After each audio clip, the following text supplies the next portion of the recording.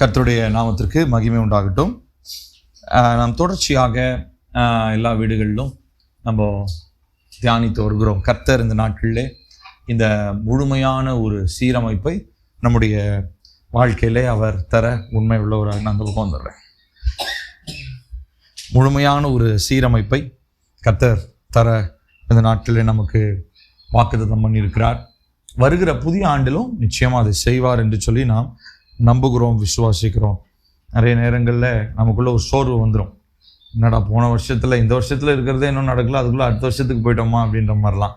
ஆனால் உண்மையாலுமே கர்த்தருடைய வார்த்தை சொல்லுது, ஒரு நாளும் அவரிடத்திலிருந்து புறப்பட்டு வந்த வார்த்தை வெறுமையாக என்ன பண்ணுறது இல்லைங்களா, அவரிடத்துல திரும்புவது இல்லை. ஒரு காரியமாக இப்போ பில்லிக்கே ஒரு வார்த்தை அப்படின்னு சொல்லி அனுப்புனாருன்னா அந்த வார்த்தை நிறைவேறாமல் திரும்ப என்ன ஆகாதுங்க, அவரிடத்துல போவது இல்லை. ஸோ அந்த நம்பிக்கை நமக்கு வேண்டும். நம்மை குறித்து, நம் குடும்பத்தை குறித்து, பிள்ளைகளை குறித்து கர்த்தர் சொன்ன வார்த்தையாக இருக்கட்டும், நம் ஜெபித்து கொண்டிருக்கிற காரியங்களாக இருக்கட்டும், அது நிறைவேறாமல் போவது இல்லை என்கிற நிச்சயமும் நம்பிக்கையும் இந்த நாட்களிலே நமக்கு உண்டாயிருக்க வேண்டும்.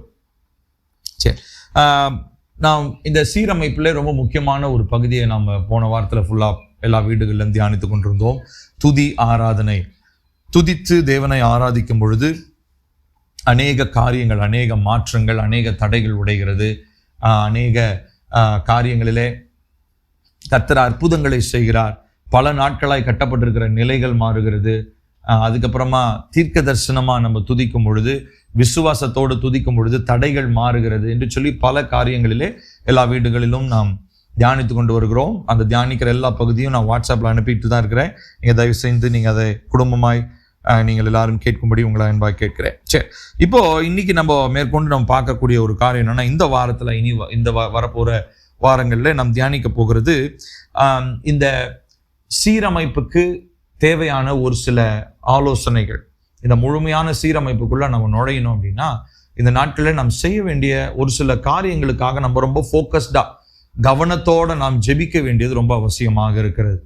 பொதுவாக படிக்கிற பிள்ளைகள், பரீட்சை எழுதுகிற பிள்ளைகளுக்கு வந்து என்ன சொல்லுவாங்க, 10வது எழுதுகிற பிள்ளையோ இல்லை 12th எழுதுகிற பிள்ளையோ என்ன சொல்லுவாங்க, டிஸ்டர்ப் ஆகக்கூடாது இல்லைங்களா, கவனத்தோடு இருக்கணும், முழு கவனத்தோட, வேற எங்கேயும் கவன சிதைவு இல்லாமல் நம்ம இது பண்ணோம். அந்த பிள்ளை வந்து வீட்டில் ஏதாவது இப்போ ஃபங்க்ஷன் வருது, ஏதாவது வருதுன்னா என்ன பண்ணுவாங்க, அப்போ ஃபங்க்ஷன்லாம் தவிர்த்துருவாங்க. ஏன்னா பிள்ளை என்ன பண்ணுது, இந்த வருஷம் 10th படிக்குது, 12th படிக்குது.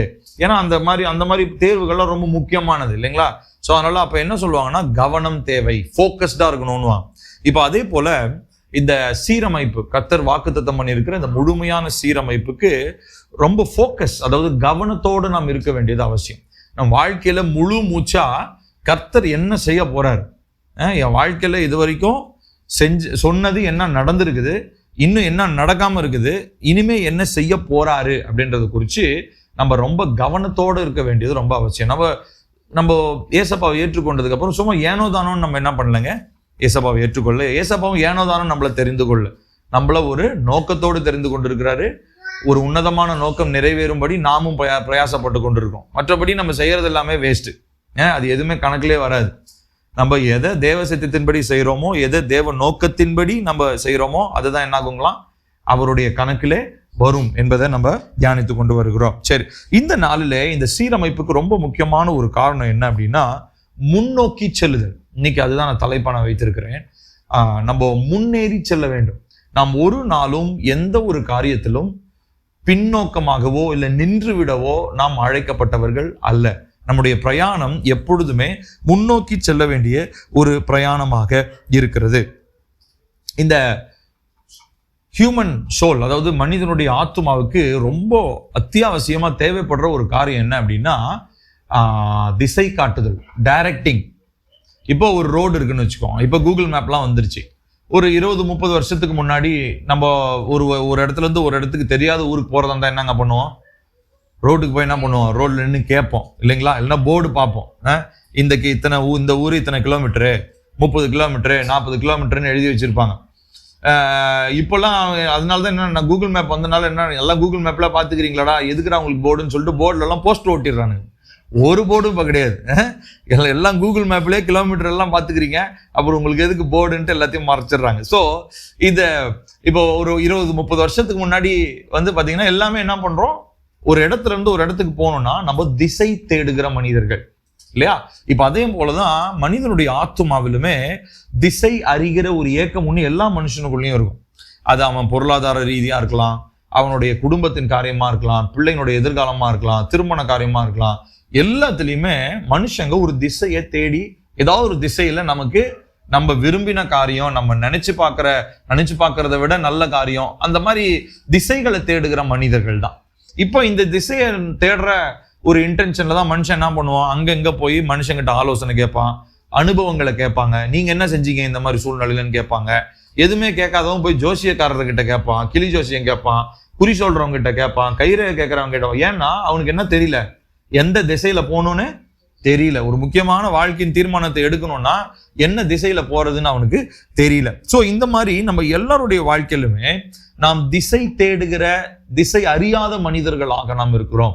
ஆனா ஒரு நாளும் இயேசுவை ஏற்றுக்கொண்டு ரட்சிப்பை பெற்றுக்கொண்டதுக்கு அப்புறம் நம்முடைய ஆத்துமா திசை அறியாமல் இருக்க தேவனுக்கு விருப்பம் இல்லை. நம்ம எல்லாருடைய ஆத்துமாவையும் தேவன் ஒரு சரியான பாதையிலே, ஒரு திசையிலே நடத்த அவர் விரும்புகிறார். சோ அதை குறித்து தான் இந்த நாளிலே நாம் பார்க்க போகிறோம்.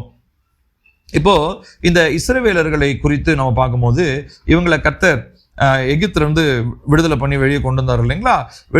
விடுதலை பண்ணி வெளியே கூட்டிட்டு வந்தோடனே அவங்க சந்திக்கிறதான முதல் எதிர்ப்பு என்னதுங்க? செங்கடல் இல்லைங்களா? அங்கிருந்து கிளம்பி வந்துட்டாங்க, தப்பிச்சோண்டா பொழைச்சோண்டான்னு கிளம்பி வந்துட்டாங்க. ஆனா வந்த உடனே பார்த்தா என்ன இருக்குது? செங்கடல். இவங்க நினைச்சுக்கிட்டாங்க வெளியே வந்த உடனே டைரக்டா எங்க தான் போய் நிக்க போறோம், இங்க ஆரம்பிச்ச ஸ்டாப்பு டைரக்டா கானான்ல தான் போய் நிக்க போறோம்னு நினைச்சாங்க. பார்த்தா அப்படி இல்லை. அவன் போற வழியில எங்கெங்கெல்லாம் நிக்கிறாங்க, எங்கெங்கெல்லாம் சுத்துறாங்க. வசனம் சொல்லுது 40 நாள் போக வேண்டிய அவங்களுடைய பிரயாணத்தை எத்தனை வருஷமா சுத்துறாங்களாம்? 40 வருஷமா சுத்துறாங்களாம். 40 நாள் எங்க இருக்குது, 40 வருஷம் எங்க இருக்குது? எட்டி கூட பார்க்க முடியாது. அந்த அளவுக்கு அவ்வளோ காரியங்கள். இப்ப பாருங்க, இப்போ இந்த இஸ்ரவேல் மக்கள் இங்க இருந்து வரும்பொழுது இவங்க எப்படிப்பட்ட ஒரு திசையில போறாங்க அப்படின்னா பாருங்க, யாத்திராகமம் 14வது வசனம் 15வது வசனம், 14வது அதிகாரம் 15வது வசனம். யாத்திராகமம் 14:15 14 இருந்தே வாசிக்கலாம். யாத்திராகமம் 14:14 இருந்து வாசிக்கலாம். கர்த்தர் உங்களுக்காக யுத்தம் பண்ணுவார், நீங்கள் சும்மா இருப்பீர்கள் என்றான். அப்பொழுது கர்த்தர் மோசேயை நோக்கி, நீ என்னிடத்தில் முறையிடுகிறது என்ன? புறப்பட்டு போங்கள் என்று இஸ்ரவேல் புத்திரருக்கு சொல்லு. இப்ப பாருங்க, இங்க செங்கடல் கிட்ட வந்தாச்சு. இப்போ இந்த இடத்துல பார்க்கணும், அடுத்த காரியங்கள் மேற்கொண்டு தேவன் உங்களை நடத்தணும்னு விரும்புறாரு. ஆனா இவங்க செய்ய வேண்டியது என்ன அப்படின்னா, இவர்கள் புறப்பட்டு போகணும். கர்த்தர் சொல்ற திசையில இவங்க போகணும். ஆனா அந்த திசையில என்ன இருக்குது? இப்போ செங்கடல் இருக்குது. ஆனா எந்த திசையில தான் போக சொல்றாரு? அந்த திசையில தான் போக சொல்றாரு. இப்போ இந்த திசை தெரியாத மனிதர்களாக இருக்கிறவங்க நம்ம எல்லாருமே தேவனிடத்துல வரும்பொழுது நம்ம எதிர்பார்க்கிற திசையை நிறைய நேரத்துல ஆண்டவர் என்ன பண்ண மாட்டாரு, சொல்ல. நம்ம என்ன எதிர்பார்ப்போம்? இந்த ஒரு திசை இருக்குது, ஆண்டவர்கிட்ட கேட்டா இந்த சாய்ஸ் தான் சொல்லுவாரு. Option A, option B, option C வச்சுக்கிட்டு, ஆப்ஷன் சி ரொம்ப சூப்பரா இருக்குது, எந்த பிரச்சனையும் இல்லை, அதுதான் இருக்கும் அப்படின்னு நினைச்சா அவர் ஆப்ஷன் ஏன்னுவார். அதுலதான் இருக்கிற எல்லா பிரச்சனையும் இருக்கும். சோ இதுதான் கர்த்தர் காண்பிக்கிறதான திசை. சோ அப்ப எதுக்காக கர்த்தர் ஏன் பிரச்சனையானதையா ஏன் கர்த்தர் காமிக்கணும் அப்படின்னா கிடையாது. கர்த்தர் ஒரு நோக்கத்தை நம்ம எல்லாரை குறித்தும் வைத்திருக்கிறார். அவருடைய நோக்கம் என்ன அப்படின்னா, அழைக்கப்பட்ட அழைப்பை பெற்றுக்கொண்ட முதல் நாளிலிருந்து இருந்து நம்மளுடைய ஓட்டத்துல, நம்முடைய வாழ்க்கை பயணத்துல ஒரு நாளும் நம்ம திசை அறியாமல் நிற்கிறது அவருடைய சித்தம் அல்ல. தேவ பிள்ளைங்க குழம்பி போய் ஐயோ என்ன வழிக்கு போகணும், லெஃப்ட்ல போகணுமா, ரைட்ல போகணுமா, நேரா போகணுமா அப்படின்னு சொல்லி தலையை சொரிஞ்சிட்டு நிக்கணும் அப்படின்றது தேவனுடைய சித்தம் அல்ல. அப்போ அவர் என்ன பண்றாருன்னா, ஏதோ ஒரு பாதையில அவங்கள முன்னேறி போக சொல்லி அவர் சொல்றாரு. ஆனா அந்த பாதையில தடைகள் இருந்தாலும் அந்த தடைகளை மாற்றுவதற்கும் அவர் எப்படி இருக்கிறாருங்களா? உண்மை உள்ளவராக அவர் இருக்கிறார். சோ இந்த இடத்துல இப்படி வாசிக்கிறோமா பாருங்க. புதிய ஏற்பாட்டுல ஒரு வசனத்தை வாசிப்போம். லூக்காலையும் ஒரு வசனத்தை சீஷர்கள் கிட்ட அவர் சொல்றாரு. லூக்கா 5வது அதிகாரம் 4வது வசனம் பாருங்க. அங்க என்ன நடக்குதுன்னா, அந்த மீனவர்கள் யாரு? சீஷர்கள் ஆகல, மீனவர்களா தான் இருக்கிறாங்க. அவங்க என்ன பண்றாங்க, நைட்டு ஃபுல்லா மீன் பிடிக்கிறாங்க, மீன் ஒண்ணுமே கிடைக்கல. அப்போ ஏசப்பா பாருங்க அவர் டைரக்ஷன் அவங்களுக்கு சொல்றாரு. என்ன சொல்றாரு? அவர்கள் போதகம் பண்ணி முடித்த பின்பு சீமோனை நோக்கி 4வது வசனம் 5:4 ஆழத்திலே தள்ளி கொண்டு போய் மீன் பிடிக்கும்படி உங்கள் வலைகளை போடுங்கள் என்றார். ஸோ இப்போ ஒரு ஸ்பெசிஃபிக்கான ஒரு லொகேஷன் சொல்றாரு, இந்த டைரக்ஷனுக்கு போ. ஏன்னா இவங்கெல்லாம் வந்து காலாகாலமா மீன் தொழில பரம்பரையா மீன் பிடிக்கிற தொழில் பண்றாங்க. அவங்களுக்கு யாரு டைரக்ஷன் சொல்றா? ஏசப்பா டைரக்ஷன் சொல்றாரு. நீ போப்பா, நான் சொல்ற டைரக்ஷனுக்கு நீ போ, அந்த திசையில போய் அந்த இடத்துல நின்று என்ன பண்ண, நீ வலைய போடு அப்படின்றார். சோ இவ்விதமா நம்முடைய தேவன் குழம்பி இருக்கிற, திசை அறியாமல் இருக்கிற ஆத்துமாக்களுக்கு திசையை கற்றுக் கொடுக்கிற தேவனாக இருக்கிறார். சரி, கர்த்தர் ஏன் நமக்கு இந்த தெய்வீக திசைகளை நமக்கு கற்றுக் கொடுக்க வேணும் அப்படின்னு சொல்லி சொன்னா, முதலாவது என்ன அப்படின்னு சொல்லி சொன்னா, நம்ம அந்த போற பாதையில நமக்கு ஏற்படுகிறதான ஆபத்துக்களை அவர் என்ன பண்ணிருக்கார்? நன்கு அறிந்து வைத்திருக்கிறார். போற பாதையில அது ஆபத்தா முடியுமா, இல்ல சவாலா இருந்தாலும் அதுல அவருடைய நாம மகிமை அடையுமான்றது தேவனுக்கு நல்லா தெரியும். நான் சொல்றது புரியுதுங்களா? இப்ப தேவன் வந்து ஒரு பாதையில போக சொல்றாருன்னு வச்சுப்போம். அந்த பாதையில ஆபத்து, அதாவது இது மரணத்துக்கு எதுவான ஒரு ஆபத்துல போய் முடியுமான்னு அவருக்கு தெரியும். அதே நேரத்துல அதே பாதையில சவால்கள் இருந்தாலும் அது யாருடைய மகிமைக்காக அவர் செஞ்சு முடிப்பாரு? அவருடைய நாம மகிமைக்காக அந்த சவால்கள் எல்லாவற்றையும் நம்மளால மேற்கொள்ள முடியும். அப்போ நம்ம புரிந்து கொள்ள வேண்டிய ஒரு முதல் காரியம் என்ன அப்படின்னா, நம்ம தேவன் அழைத்த அழைப்பில நம் முன்னேற பாதையில நம்ம செல்லும் பொழுது முதலாவது ஆபத்துகள் சவால்கள் நிறைந்திருந்தாலும் அதை முற்றும் முடிய நடத்தவர் எப்படி இருக்கிறாருங்க? உண்மை உள்ளவராய் போதுமானவராய் இருக்கிறார். சோ இப்ப பாருங்க, ஒரு வசனத்தை வாசிப்போம். நீதிமொழிகள் 14வது அதிகாரம் 12. நீதிமொழிகள் 14:12. மனுஷனுக்கு செம்மையாய் தோன்றுகிற வழி உண்டு, அதன் முடிவோ மரண வழிகள். பாருங்க, மனுஷனுக்கு நிறைய சாய்ஸ் இருக்குன்னு வச்சுப்போம். ஒரு 4-5 சாய்ஸ் இருக்குது. ஆனா அது ஒரு அந்த மனுஷன் என்ன பண்றான்னா, அவனுக்கு ரொம்ப சூப்பரா இருக்குது அப்படின்னு நினைக்கிறான். அவன் இந்த ஆப்ஷன் எடுத்துட்டா பிரச்சனை இல்லாம என்ன பண்ணிடலாம், அப்படியே போயிடலாம், இந்த திசையில போயிடலாம், இந்த திசை தான் எந்த பிரச்சனையும் இல்லாம எனக்கு லாபகமா இருக்குது அப்படின்னு நினைச்சான்னா, அதை பத்தி என்ன சொல்றாரு வசனத்துல? மனிதனுக்கு ரொம்ப சூப்பர், அதுல எந்த பிரச்சனையும் இல்லை, பெர்ஃபெக்டா இருக்கு அப்படின்னு தோன்றுகிற வழி இருக்குதான். ஆனா அதனுடைய முடிவு எப்படி இருக்குன்றாரு? மரணம். ஏன்னா அவனுடைய வழி திசை காட்டுகிற தேவனால நடத்தப்படவில்லை. அவனுடைய வழிகள் சரியான திசையிலே இருக்கவில்லை. நம்ம சரியான திசையை தெரிந்தெடுக்கிறோமா அப்படின்றத இன்னைக்கு முதல் கேள்வி. நான் போற திசையில எந்த பிரச்சனையும் இல்லைன்றது நம்முடைய என்ன சொல்றது, நம்முடைய மேன்மை கிடையாது. நம்ம போற திசை தேவன் சொல்ற திசையா இருக்குதான்றதுதான் முக்கியம். நான் சொல்றது புரியுதுங்களா உங்களுக்கு? நம்ம ஒரு வாழ்க்கையில ஒரு தீர்மானம் எடுக்கிறோம். அந்த தீர்மானம் தேவன் சொன்ன தீர்மானமா, இல்ல எனக்கு பிடிச்சு எனக்கு பிரச்சனையே இல்லாம ரொம்ப லாபகமா எந்த ஒரு கஷ்டமும் இல்லாம கஷ்ட நஷ்டம் இல்லாம நேர்த்தியா போற பாதை அப்படின்னு சொல்லி நம்ம நிறைவடைஞ்சுக்கிறோமா? சோ இந்த கேள்வி நாங்க முன்னாடி வைக்கிறேன். நமக்குள்ளேயே நம்ம நிறைவடைஞ்சிட்டோம்னு வச்சுக்கோங்களேன், அதனுடைய முடிவை பத்தி என்ன சொல்றாரு? அது மரண வழி அப்படின்றார். ஆனா தேவனுடைய வழிகள், அது சவால்கள் இருக்கலாம், அதுல கஷ்டங்கள் கடினங்கள் இருக்கலாம். ஆனா ஒண்ணுல நமக்கு ஒரு கான்பிடன்ஸ் இருக்கும். என்னன்னா, இது தேவனால கொடுக்கப்பட்ட ஒரு திசை, தேவனால் நியமிக்கப்பட்ட ஒரு பாதை. இந்த பாதையில நடக்கும்போது அதனுடைய முடிவு, அப்ப இதுக்கு ஆப்போசிட்டா நீங்க அப்படியே புரிஞ்சுக்கணும். அப்ப தேவனுடைய பாதையில என்ன கிடையாது? அதனுடைய முடிவில மரணம் இருக்க போவது இல்லை. ஏன்னா மனுஷனுடைய வழி மரணத்துல முடியும்.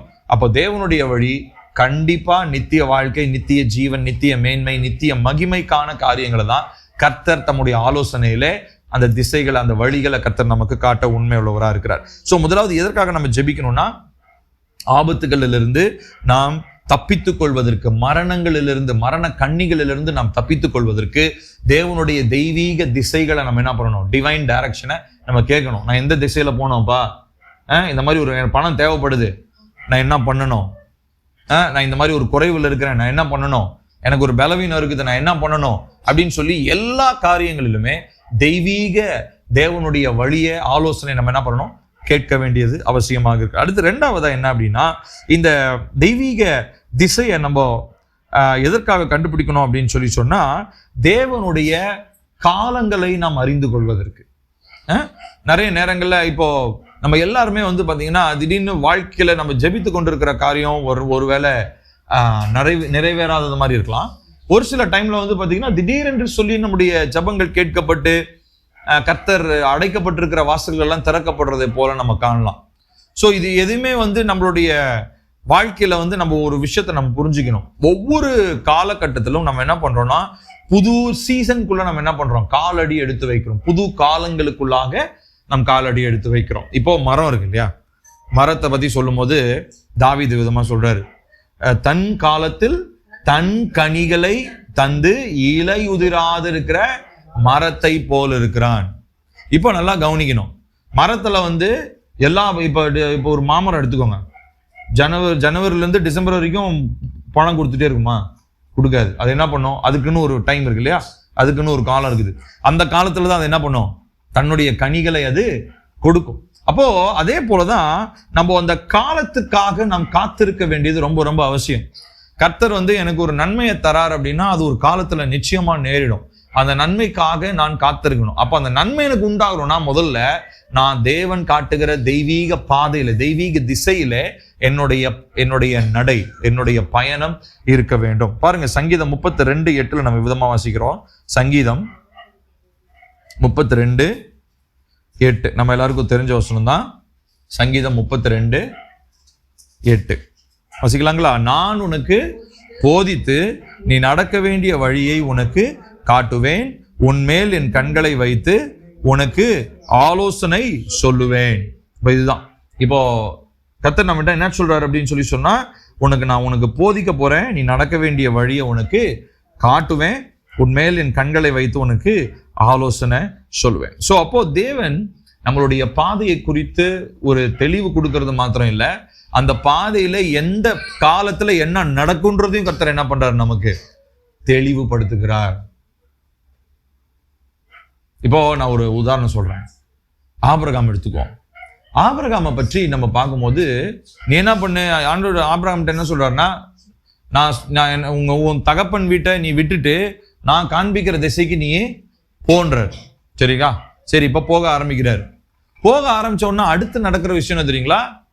ஒரு வாக்குத்தத்தம் கொடுக்குறாரு. என்ன வாக்குத்தத்தம் கொடுக்குறாருன்னா, உனக்கு சந்ததி வரும். அப்ப அவங்க கிழவன் ஆயிட்டான், பிள்ளையே இல்லை. ஆனா என்ன சொல்றாரு, உனக்கு பிள்ளை பிறக்கும் அப்படி சொல்றாரு. அது மாத்திரம் இல்ல, நல்லா கவனிக்கணும். தேவன் நியமித்த பாதையில ஆபிரகாம் நடக்க ஆரம்பிக்கும் பொழுது அந்த பிள்ளைக்கு என்ன நடக்கும், எந்த காலத்துல நடக்கும்ன்றத முதற்கொண்டு கர்த்தர் என்ன தெரியுங்களா பண்ணியிருக்கிறாரு, அவங்க சந்ததிக்கு சொல்லியிருக்கிறாரு. அவன் வந்து கானான் தேசத்துல தான் சுத்திக்கிட்டு இருக்கிறாரு. ஆனா அந்த கானான் தேசம் எத்தனை வருஷம் கழிச்சு அவங்களுக்கு சொந்தமாக போகுது, எத்தனையோ 400-500 வருஷம் கழிச்சு திரும்ப அந்த அவங்களுடைய பரம்பரைக்கு சொந்தமாக போகுது. ஸோ ஆபிரகாம் கிட்ட தேவன் அவருடைய சந்ததியை பத்தி பாதையை காண்பிக்கிறாரு. நான் காண்பிக்கிற திசைக்கு போன்றாரு. ரெண்டாவதா அந்த அவருடைய பிள்ளைங்க இருக்காங்க இல்லைங்களா, அவருடைய பிள்ளைங்க, பேர பிள்ளைங்க, அவருடைய கொள்ளு பேரன், அவங்களுடைய ஜெனரேஷன், அவங்க தலைமுறையில வர்றவங்க இத்தனை காலமாக அவங்க அடிமைகளாக இருப்பாங்க, இத்தனை காலமாக திரும்ப அவங்க எங்க வருவாங்க, கானான் தேசத்துக்கு திரும்ப வருவாங்கன்றத முதற்கொண்டு கர்த்தர் என்ன பண்றாருங்க, ஆபிரகாமுக்கு வெளிப்படுத்துகிறார். நான் இப்போ நாளைக்கு நமக்கு நடக்க போறது ஒன்றும் தெரியாது. ஆனா தேவனுடைய பாதையில நடக்கிற நிச்சயம் இருக்கிற மனுஷன் அடுத்த 10 வருஷத்துல என்ன நடக்க போறோன்றத முதற்கொண்டு அவனுக்கு கர்த்தருடைய ஆவியானவர் அவனுக்கு வெளிப்படுத்துவார். யோசிச்சு பாருங்க, இது எவ்வளவு பெரிய ஆசீர்வாதம். ஒரு 10 வருஷம் கழிச்சு உங்களுக்கு உங்க பிள்ளைங்களுக்கு என்ன நடக்கும்னு சொல்லி தேவன் உங்களுக்கு வெளிப்படுத்தினாருன்னு எப்படி இருக்கும்? நிச்சயமா வெளிப்படுத்தும். அதுதான் ஆபிரகாம் செஞ்சிருக்கிறாரு. ஆனா ஆபிரகாம் அந்த அளவுக்கு தேவனை சார்ந்திருந்து தேவனோடு உறவு கொண்டிருந்ததுனாலதான் பிள்ளைங்களை குறிச்சு, தலைமுறையை குறிச்சு 400 வருஷம் 500 வருஷம் கழிச்சு நம்ம நினைக்கணும், என் பொழப்பே இங்க பெரிய பொழப்பா இருக்குது, இதுல நான் 10 வருஷம் கழிச்சு நடந்தா என்ன, நடக்காட்டி என்ன, நம்ம எல்லாம் வாழ்க்கையே ஒரு விரக்தியிலேயே வாழ்ந்துன்னு இருக்கிறோம். என்னமோ போ, வந்தா வருது, வராட்டி போகுது போ. ஒரு ராஜா கூட இருப்பார், எசேக்கியா ராஜா. அவர் காலத்துல ஒரு சின்ன ஒரு தப்பு பண்ணிடுவாரு, ஆண்டவர் அவரை வார்ன் பண்ணுவார். அப்போ அவன் பாருங்க சுயநலமா சொல்லுவான், உன் சந்ததிக்கு வரும் அப்படின்னா அட்லீஸ்ட் நானாச்சும் எப்படி இருந்துக்கிறேன், என் பிள்ளை எப்படி போனா எக்கேட கெட்டா எனக்கு என்ன அப்படின்ற மாதிரி சொல்லுவான். எப்படிப்பட்ட அப்பம் பாருங்க அவன். அவனுக்கு கொஞ்சம் கூட அவனுடைய பிள்ளைங்களை பத்தி அக்கறையே இல்லை. கர்த்தர் எச்சரிக்கிறார், டே இப்படி செஞ்சனாலும் உனக்கு இது நடக்கும், அட்லீஸ்ட். ஆனால் நீ வந்து உத்தமமாக இருக்கிறனால உன் காலத்தில் நீ எப்படி இருப்ப? ஒழுங்காக இருப்ப. ஆனால் உங்களுக்கு அப்புறம் உன் பையன் வருவான், அவன் வந்து இந்தந்த விஷயம்லாம் பண்ணுவான் அப்படின்னு சொன்ன உடனே அவனுக்குள்ள பாருங்க அந்த மாதிரி. ஸோ அந்த எசேக்கியா மாதிரி தான் நமக்கு நிறைய நேரம் மைண்ட் செட் வந்துருது. ஏன்னா நம்ம சந்திக்கிறதான போராட்டமும் பிரச்சனையும் தலையை மீறி போய்கிட்டு இருக்கிறனால நம்ம பிரச்சனையே பெரிய பிரச்சனையா இருக்குது. நம்ம பிள்ளைங்களை பத்தி எதுக்கு யோசிச்சு என்னத்துக்கு அந்த பாடலாம் அப்படிலாம் நம்ம நினைச்சு என்ன பண்ணிடுறோம் தெரியுங்களா? தேவன் காண்பிக்கிற திசையை நாம் மறந்து விடுகிறோம். ஆனா தேவனுடைய பிள்ளைங்க, ஏசப்பாவை அறிஞ்சவங்க, ரட்சிப்பின் நிச்சயத்தை பெற்றவங்க, கிறிஸ்துவின் சரீரத்துல இருக்கிறவங்க, நம்ம யாருமே அப்படியே அலைஞ்சி திரிஞ்சு அப்படியே தடவிக்கிட்டு குருடங்களை மாதிரி தடவி கொண்டு நடக்கிறவர்கள் அல்ல. நமக்கு ஒரு நிச்சயம் இருக்குது, நம்ம எந்த பாதை நடக்கணும்னு நமக்கு தெரியும். அந்த பாதையில நடக்கும்போது அந்த காலத்துல என்ன நடக்கும்ன்றது நமக்கு தெரியும். கர்த்தர் நிச்சயமா நம்ம எல்லாருக்கும் வெளிப்படுத்துவார். நான் அதான் உங்களுக்கு எல்லாருக்கும் நான் சொல்ல விரும்புறேன். நீங்க எல்லாரும் தனிப்பட்ட விதத்துல தேவனுடைய சமூகத்துல உங்க திசையில நீங்க கான்பிடென்டா கர்த்தர் காண்பிக்கிற திசையில நடந்து நீங்க ஜெபிக்க ஆரம்பிச்சீங்கன்னா அந்த காலத்துல உங்களுக்கு என்ன நடக்கும்ன்றது கர்த்தர் நிச்சயமா வெளிப்படுத்துவார். ஒருவேளை வரக்கூட தீமையும் வெளிப்படுத்துவாரு, பிள்ளைகளுடைய சந்ததியில வரப்போற நன்மையும் கர்த்தர் நிச்சயமா வெளிப்படுத்துவார். ஏன்னா நம்முடைய தேவன் அப்படிதான் நம்முடைய முற்பிதாக்களோட பேசி என்ன பண்ணியிருக்கிறாரு? இடைப்பட்டிருக்கிறார். ஸோ அப்போ திசை அறியாமல் நம்ம இருக்கும் பொழுது இந்த காரியத்துல நம்ம புருஷம் முதலாவது எதற்காக திசை அறியணுமா? ஆபத்து விக்கனங்கள்ல இருந்து தப்பித்துக் கொள்ளணும்னா சரியான திசையை பிடிச்சிக்கணும். ரெண்டாவதா சரியான திசையில நடக்கும்போது கர்த்தர் தன்னுடைய காலங்களை, நன்மையான காலங்கள் இல்ல தீமையான காரியங்கள் வந்தாலும் எச்சரிக்கிறதோ, இல்ல நன்மையான காலங்கள் வந்தா அது நமக்கு ஆலோசனையா சொல்றதோ, என்ன செய்யணும்ன்றதையும் கர்த்தர் வெளிப்படுத்துகிறார். மூன்றாவதாக நம்முடைய வாழ்க்கை நோக்கம் நிறைந்த வாழ்க்கையாக இருக்க வேண்டும். It is a life that is full of purpose. நோக்கம் நிறைந்த வாழ்க்கை. பாருங்க, எரேமியா 29வது அதிகாரம் 11வது வசனம். எல்லாருக்கும் தெரிஞ்சதுதான். எரேமியா 29:11. நீங்கள் எதிர்பார்த்திருக்கும் முடிவை உங்களுக்கு கொடுக்கும்படிக்கு நான் உங்கள் பேரில் நினைத்திருக்கிற நினைவுகளை அறிவேன் என்று கர்த்தர் சொல்லுகிறார். அவைகள் தீமைக்கு அல்ல, சமாதானத்துக்கு ஏதுவான நினைவுகளே அப்படின்னு சொல்லி நம்ம வாசிக்கிறோம். ஸோ அப்போ அந்த நினைவுகள், அந்த நோக்கம், தேவனுடைய திட்டம் எப்படிப்பட்டதா இருக்குதுங்க? சமாதானத்துக்கு ஏதுவானவைகள். ஒரு நாளும் தீமைக்கான காரியங்களை அவர் என்ன பண்ண மாட்டார்? வாழ்க்கையில தர மாட்டார். தீமையை ஒருவேளை அவர் அனுமதிக்கலாம். தீமை ஒருவேளை வந்திருந்தாலும் தீமைகள் எல்லாவற்றையும் நன்மையாக தான் மாற்றுவார். இதுதான் நம்மளுடைய தேவன். நம்முடைய தேவனுடைய இருதயத்தில் இருக்கிற காரியம் வந்து அதுதான். தேவன் நம்மை குறித்து வைத்திருக்கிற நோக்கம் அதுதான். இன்னைக்கு நோக்கம்னா பொதுவாக இந்த மாதிரி வாட் இஸ் யுவர் பர்பஸ், உங்க நோக்கம் என்ன அப்படின்னு ஒரு மனுஷன் கிட்ட கேட்டா அவன் செய்யற வேலையை சொல்லுவான். ஒருவேளை படிக்கிற பிள்ளை கிட்ட போய் கேட்கணும்னு வச்சுக்கோங்களேன், நான் இன்ஜினியர் ஆக போறேன், நான் டாக்டர் ஆக போறேன், நான் சயின்டிஸ்ட் ஆக போறேன், நான் பிரசிடென்ட் ஆக போறேன், ஏதோ ஒன்று ஆளுக்கு ஒன்று சொல்லுவாங்கன்னு வச்சுக்கோங்களேன். இப்போ இதுதான் வாழ்க்கையினுடைய நோக்கமான கிடையாது. வாழ்க்கையினுடைய நோக்கம் என்ன அப்படின்னா, வானத்தையும் பூமியும் உண்டாக்கி என்னையும் தன்னுடைய சாயல்ல உருவாக்கின தேவன் எனக்காக ஒரு பாதையை என்ன பண்ணிருக்காரு? வைத்திருக்கிறார். ஒரு திசையை வச்சிருக்கிறார். அந்த திசையில நான் நடக்கணும்ன்றதுதான் என் வாழ்க்கையில எனக்கு கர்த்தர் கொடுக்கிற நோக்கம். நான் சொல்றது புரியுதுங்களா உங்களுக்கு? சோ ஒரு மனுஷன் தேவன் தனக்கு வைத்திருக்கிற பாதையை புரிந்து கொள்ளலன்னு சொல்லி சொன்னா அவன் என்னதான் சம்பாதிச்சு பெரிய சயின்டிஸ்ட் ஆனாலும் உலகத்தையே ஆண்டாலும் அதுல அவனுக்கு பிரயோஜனமே இல்லை. பொதுவா இன்னைக்கு சின்ன குழந்தையில இருந்து பெரியவங்க வரைக்கும் எல்லாருமே வாழ்க்கையின் நோக்கம்னா சம்பாதிக்கிற சம்பாத்தியத்தை தான் நினைச்சிட்டு இருப்பாங்க. என்னெல்லாம் ஞாபகம் இருக்கு, நாங்க ஸ்கூல் படிக்கும் போது, நான் 8th or 7th படிக்கும் போது தான் ஃபர்ஸ்ட் எங்க ஸ்கூல்ல வந்து மேகசின் வெளியிட்டாங்க, பத்திரிகை. ஸ்கூல் மேகசின்னா அது ஒவ்வொரு கிளாஸ் போட்டோ போடுவாங்க இல்லைங்களா, கிளாஸ் டீச்சர் குரூப் போட்டோ எடுத்து போடுவாங்க. அப்போ எங்க பிரின்சிபல் ஃபாதர் இருந்தாரு, அவர் அப்பதான் ஃபர்ஸ்ட் இது பண்ணார். அப்போ சின்ன பிள்ளைங்களா இருப்பாங்க இல்லையா, சின்ன பிள்ளை இப்போ நம்ம நிசான் அளவு, அவனோட கொஞ்சம் பெரிய பிள்ளைங்க, அந்த அளவுல இருக்கிறதான பிள்ளைங்களுக்குலாம் வந்து தனித்தனி, அவங்களுக்குலாம் தனித்தனி போட்டோ, நாங்களாம் வந்து குரூப் போட்டோ, அவங்களுக்குலாம் தனித்தனி போட்டோ. அந்த போட்டோவை போடும்போது என்ன பண்ணிட்டாங்கன்னா கீழே வந்து அவங்க என்ன ஆகணும், பெருசாகி அவங்க என்ன ஆக போறாங்க அப்படின்னு சொல்லி விசாரிச்சு அதையும் கீழே எழுதுவாங்க. சரியா? இவங்க என்ன போய் எல்லார்ட்டையும் விசாரிச்சுட்டு அதுலயும் அது ஃபில்டர் பண்ணாம அப்படியே அவங்க பப்ளிஷ் பண்ணிட்டாங்க. அதுல ஒருத்தரும் எழுதியிருக்கிறான், ஒருத்தன் வந்து ஸ்பைடர்-மேன் ஆகணும்னு எழுதியிருக்கிறான், நான் வந்து சூப்பர்மேன் ஆகணும், ஒருத்தன் வந்து லாரி டிரைவர்னு எழுதி வச்சிருக்கிறான். எங்க சார் சொல்லி, எங்க வாத்தியார் சொல்லி திட்டிட்டு இருந்தார், ஏண்டா கஷ்டப்பட்டு இப்போ அம்மா அப்பா அவ்வளோ ஃபீஸை கட்டி ஸ்கூல்ல படிக்க வச்சா அவனுக்கு என்ன ஆசையா லாரி டிரைவர் ஆகணுமா? ஸோ இப்போ என்னன்னா, அப்போ இந்த சின்ன வயசுல அவங்களுக்கு, அதாவது அவங்களுக்கு சரி லாரி டிரைவர் பண்ண எனக்கு நான் எல்லா பசங்களுக்குமே, அவங்க பொண்ணுங்களாம் வந்து வேடிக்கை பார்க்க மாட்டாங்க. பசங்களை நீங்க பஸ்ல தூக்கிட்டு போனீங்கன்னு வச்சுக்கோங்களேன், பஸ் டிரைவரே பார்த்துட்டு இருப்பாங்க. பார்த்துருக்கிறீங்களா? ஸ்டேரிங் எப்படி ஓட்டுறாரு, கீர் எப்படி போடுறாரு, கிளச் எப்படி மிதிக்கிறாரு, எப்படி ஆக்சிலேட்டர் அழுத்துறாரு, இதையே பார்த்துட்டே இருப்பாங்க. ஏன்னா பசங்களுக்கு சின்ன வயசுல அது ரொம்ப ஃபேசினேஷனா இருக்கும். ரொம்ப அப்படியே ரொம்ப ரசிச்சு பார்ப்பாங்க. அதுக்கப்புறம் பெருசாகி ஓட்டுறாங்களோ ஓட்டலையோ அது ரெண்டாவது பிரச்சனை. ஆனா சின்ன வயசுல அவங்களுக்கு அது என்ன இருக்கும்னா ஒரு மாதிரி அப்படியே ஒரு ஆசையா இருக்கும் இல்லைங்களா? ஸோ அந்த மாதிரி அவங்க என்ன நினைச்சுக்கிறாங்க அப்படின்னா, வாழ்க்கையில அந்த மாதிரி ஏதாவது ஒண்ணு சாதிச்சு இப்ப சின்ன வயசுலயே வந்து என்ஜினியர் ஆகணும், டாக்டர் ஆகணும் அப்படின்றது தான் வாழ்க்கையினுடைய நோக்கம்னு நினைச்சுக்கிறோம். ஆனா கிடையாது. வாழ்க்கையினுடைய நோக்கம் என்னன்னா, தேவன் வைத்திருக்கிற திசையிலே ஒரு மனிதன் நடப்பது. நான் சொல்றது புரியுதுங்களா? நான் சொல்றது புரியுது. அப்ப நோக்கம் என்னதுன்னா, தேவன் எனக்குன்னு ஒரு திசையை வச்சிருக்கிறாரு, என் குடும்பத்துக்கு ஒரு திசை வச்சிருக்கிறாரு. இப்ப நம்ம எல்லாருக்குமே, நம்ம பிள்ளைங்களை ஒவ்வொருத்தருக்கும் திசை வச்சிருக்கிறாரு. அந்த தெய்வீக திசையில நம்ம நடக்கணும். அதுக்கு நம்ம பழகணும், நம்ம பழகி கொள்ளணும். அதற்கு நம்மளுடைய பிள்ளைகளையும் நம்ம பயிற்றுவிக்கணும். ஸோ 3 காரியங்கள். ஸோ இந்த தெய்வீக திசையில நடக்கும்போது முதலாவது ஆபத்து விக்கனங்கள்ல இருந்து நாம் தப்பித்துக் கொள்கிறோம். 2வதா தேவனுடைய காலங்கள், தேவனுடைய திட்டங்களை நாம் புரிந்து கொள்கிறோம். 3வதாக நோக்கம் உடையவர்களாக நாம் மாறுகிறோம். ஸோ நான் ஏற்கனவே சொன்ன மாதிரி ஒரு சில உதாரணங்களை நான் சொல்ல விரும்புறேன். ஸோ முதலாவது ஆபிரகாம் என்ன பண்றாருங்க? நான் சொன்னேன் இல்லைங்களா, தேவன் கொடுத்த ஒரு வாக்குத்தத்தம் மாத்திரம் தான். என்ன வாக்குத்தத்தம் கொடுத்தாரு? உன் தகப்பன் விட்டுட்டு நான் சொல்ற திசைக்கு நீ என்ன பண்ணு, போ அப்படின்றாரு. நான் காண்பிக்கிற திசைக்கு நீ போன்றாரு.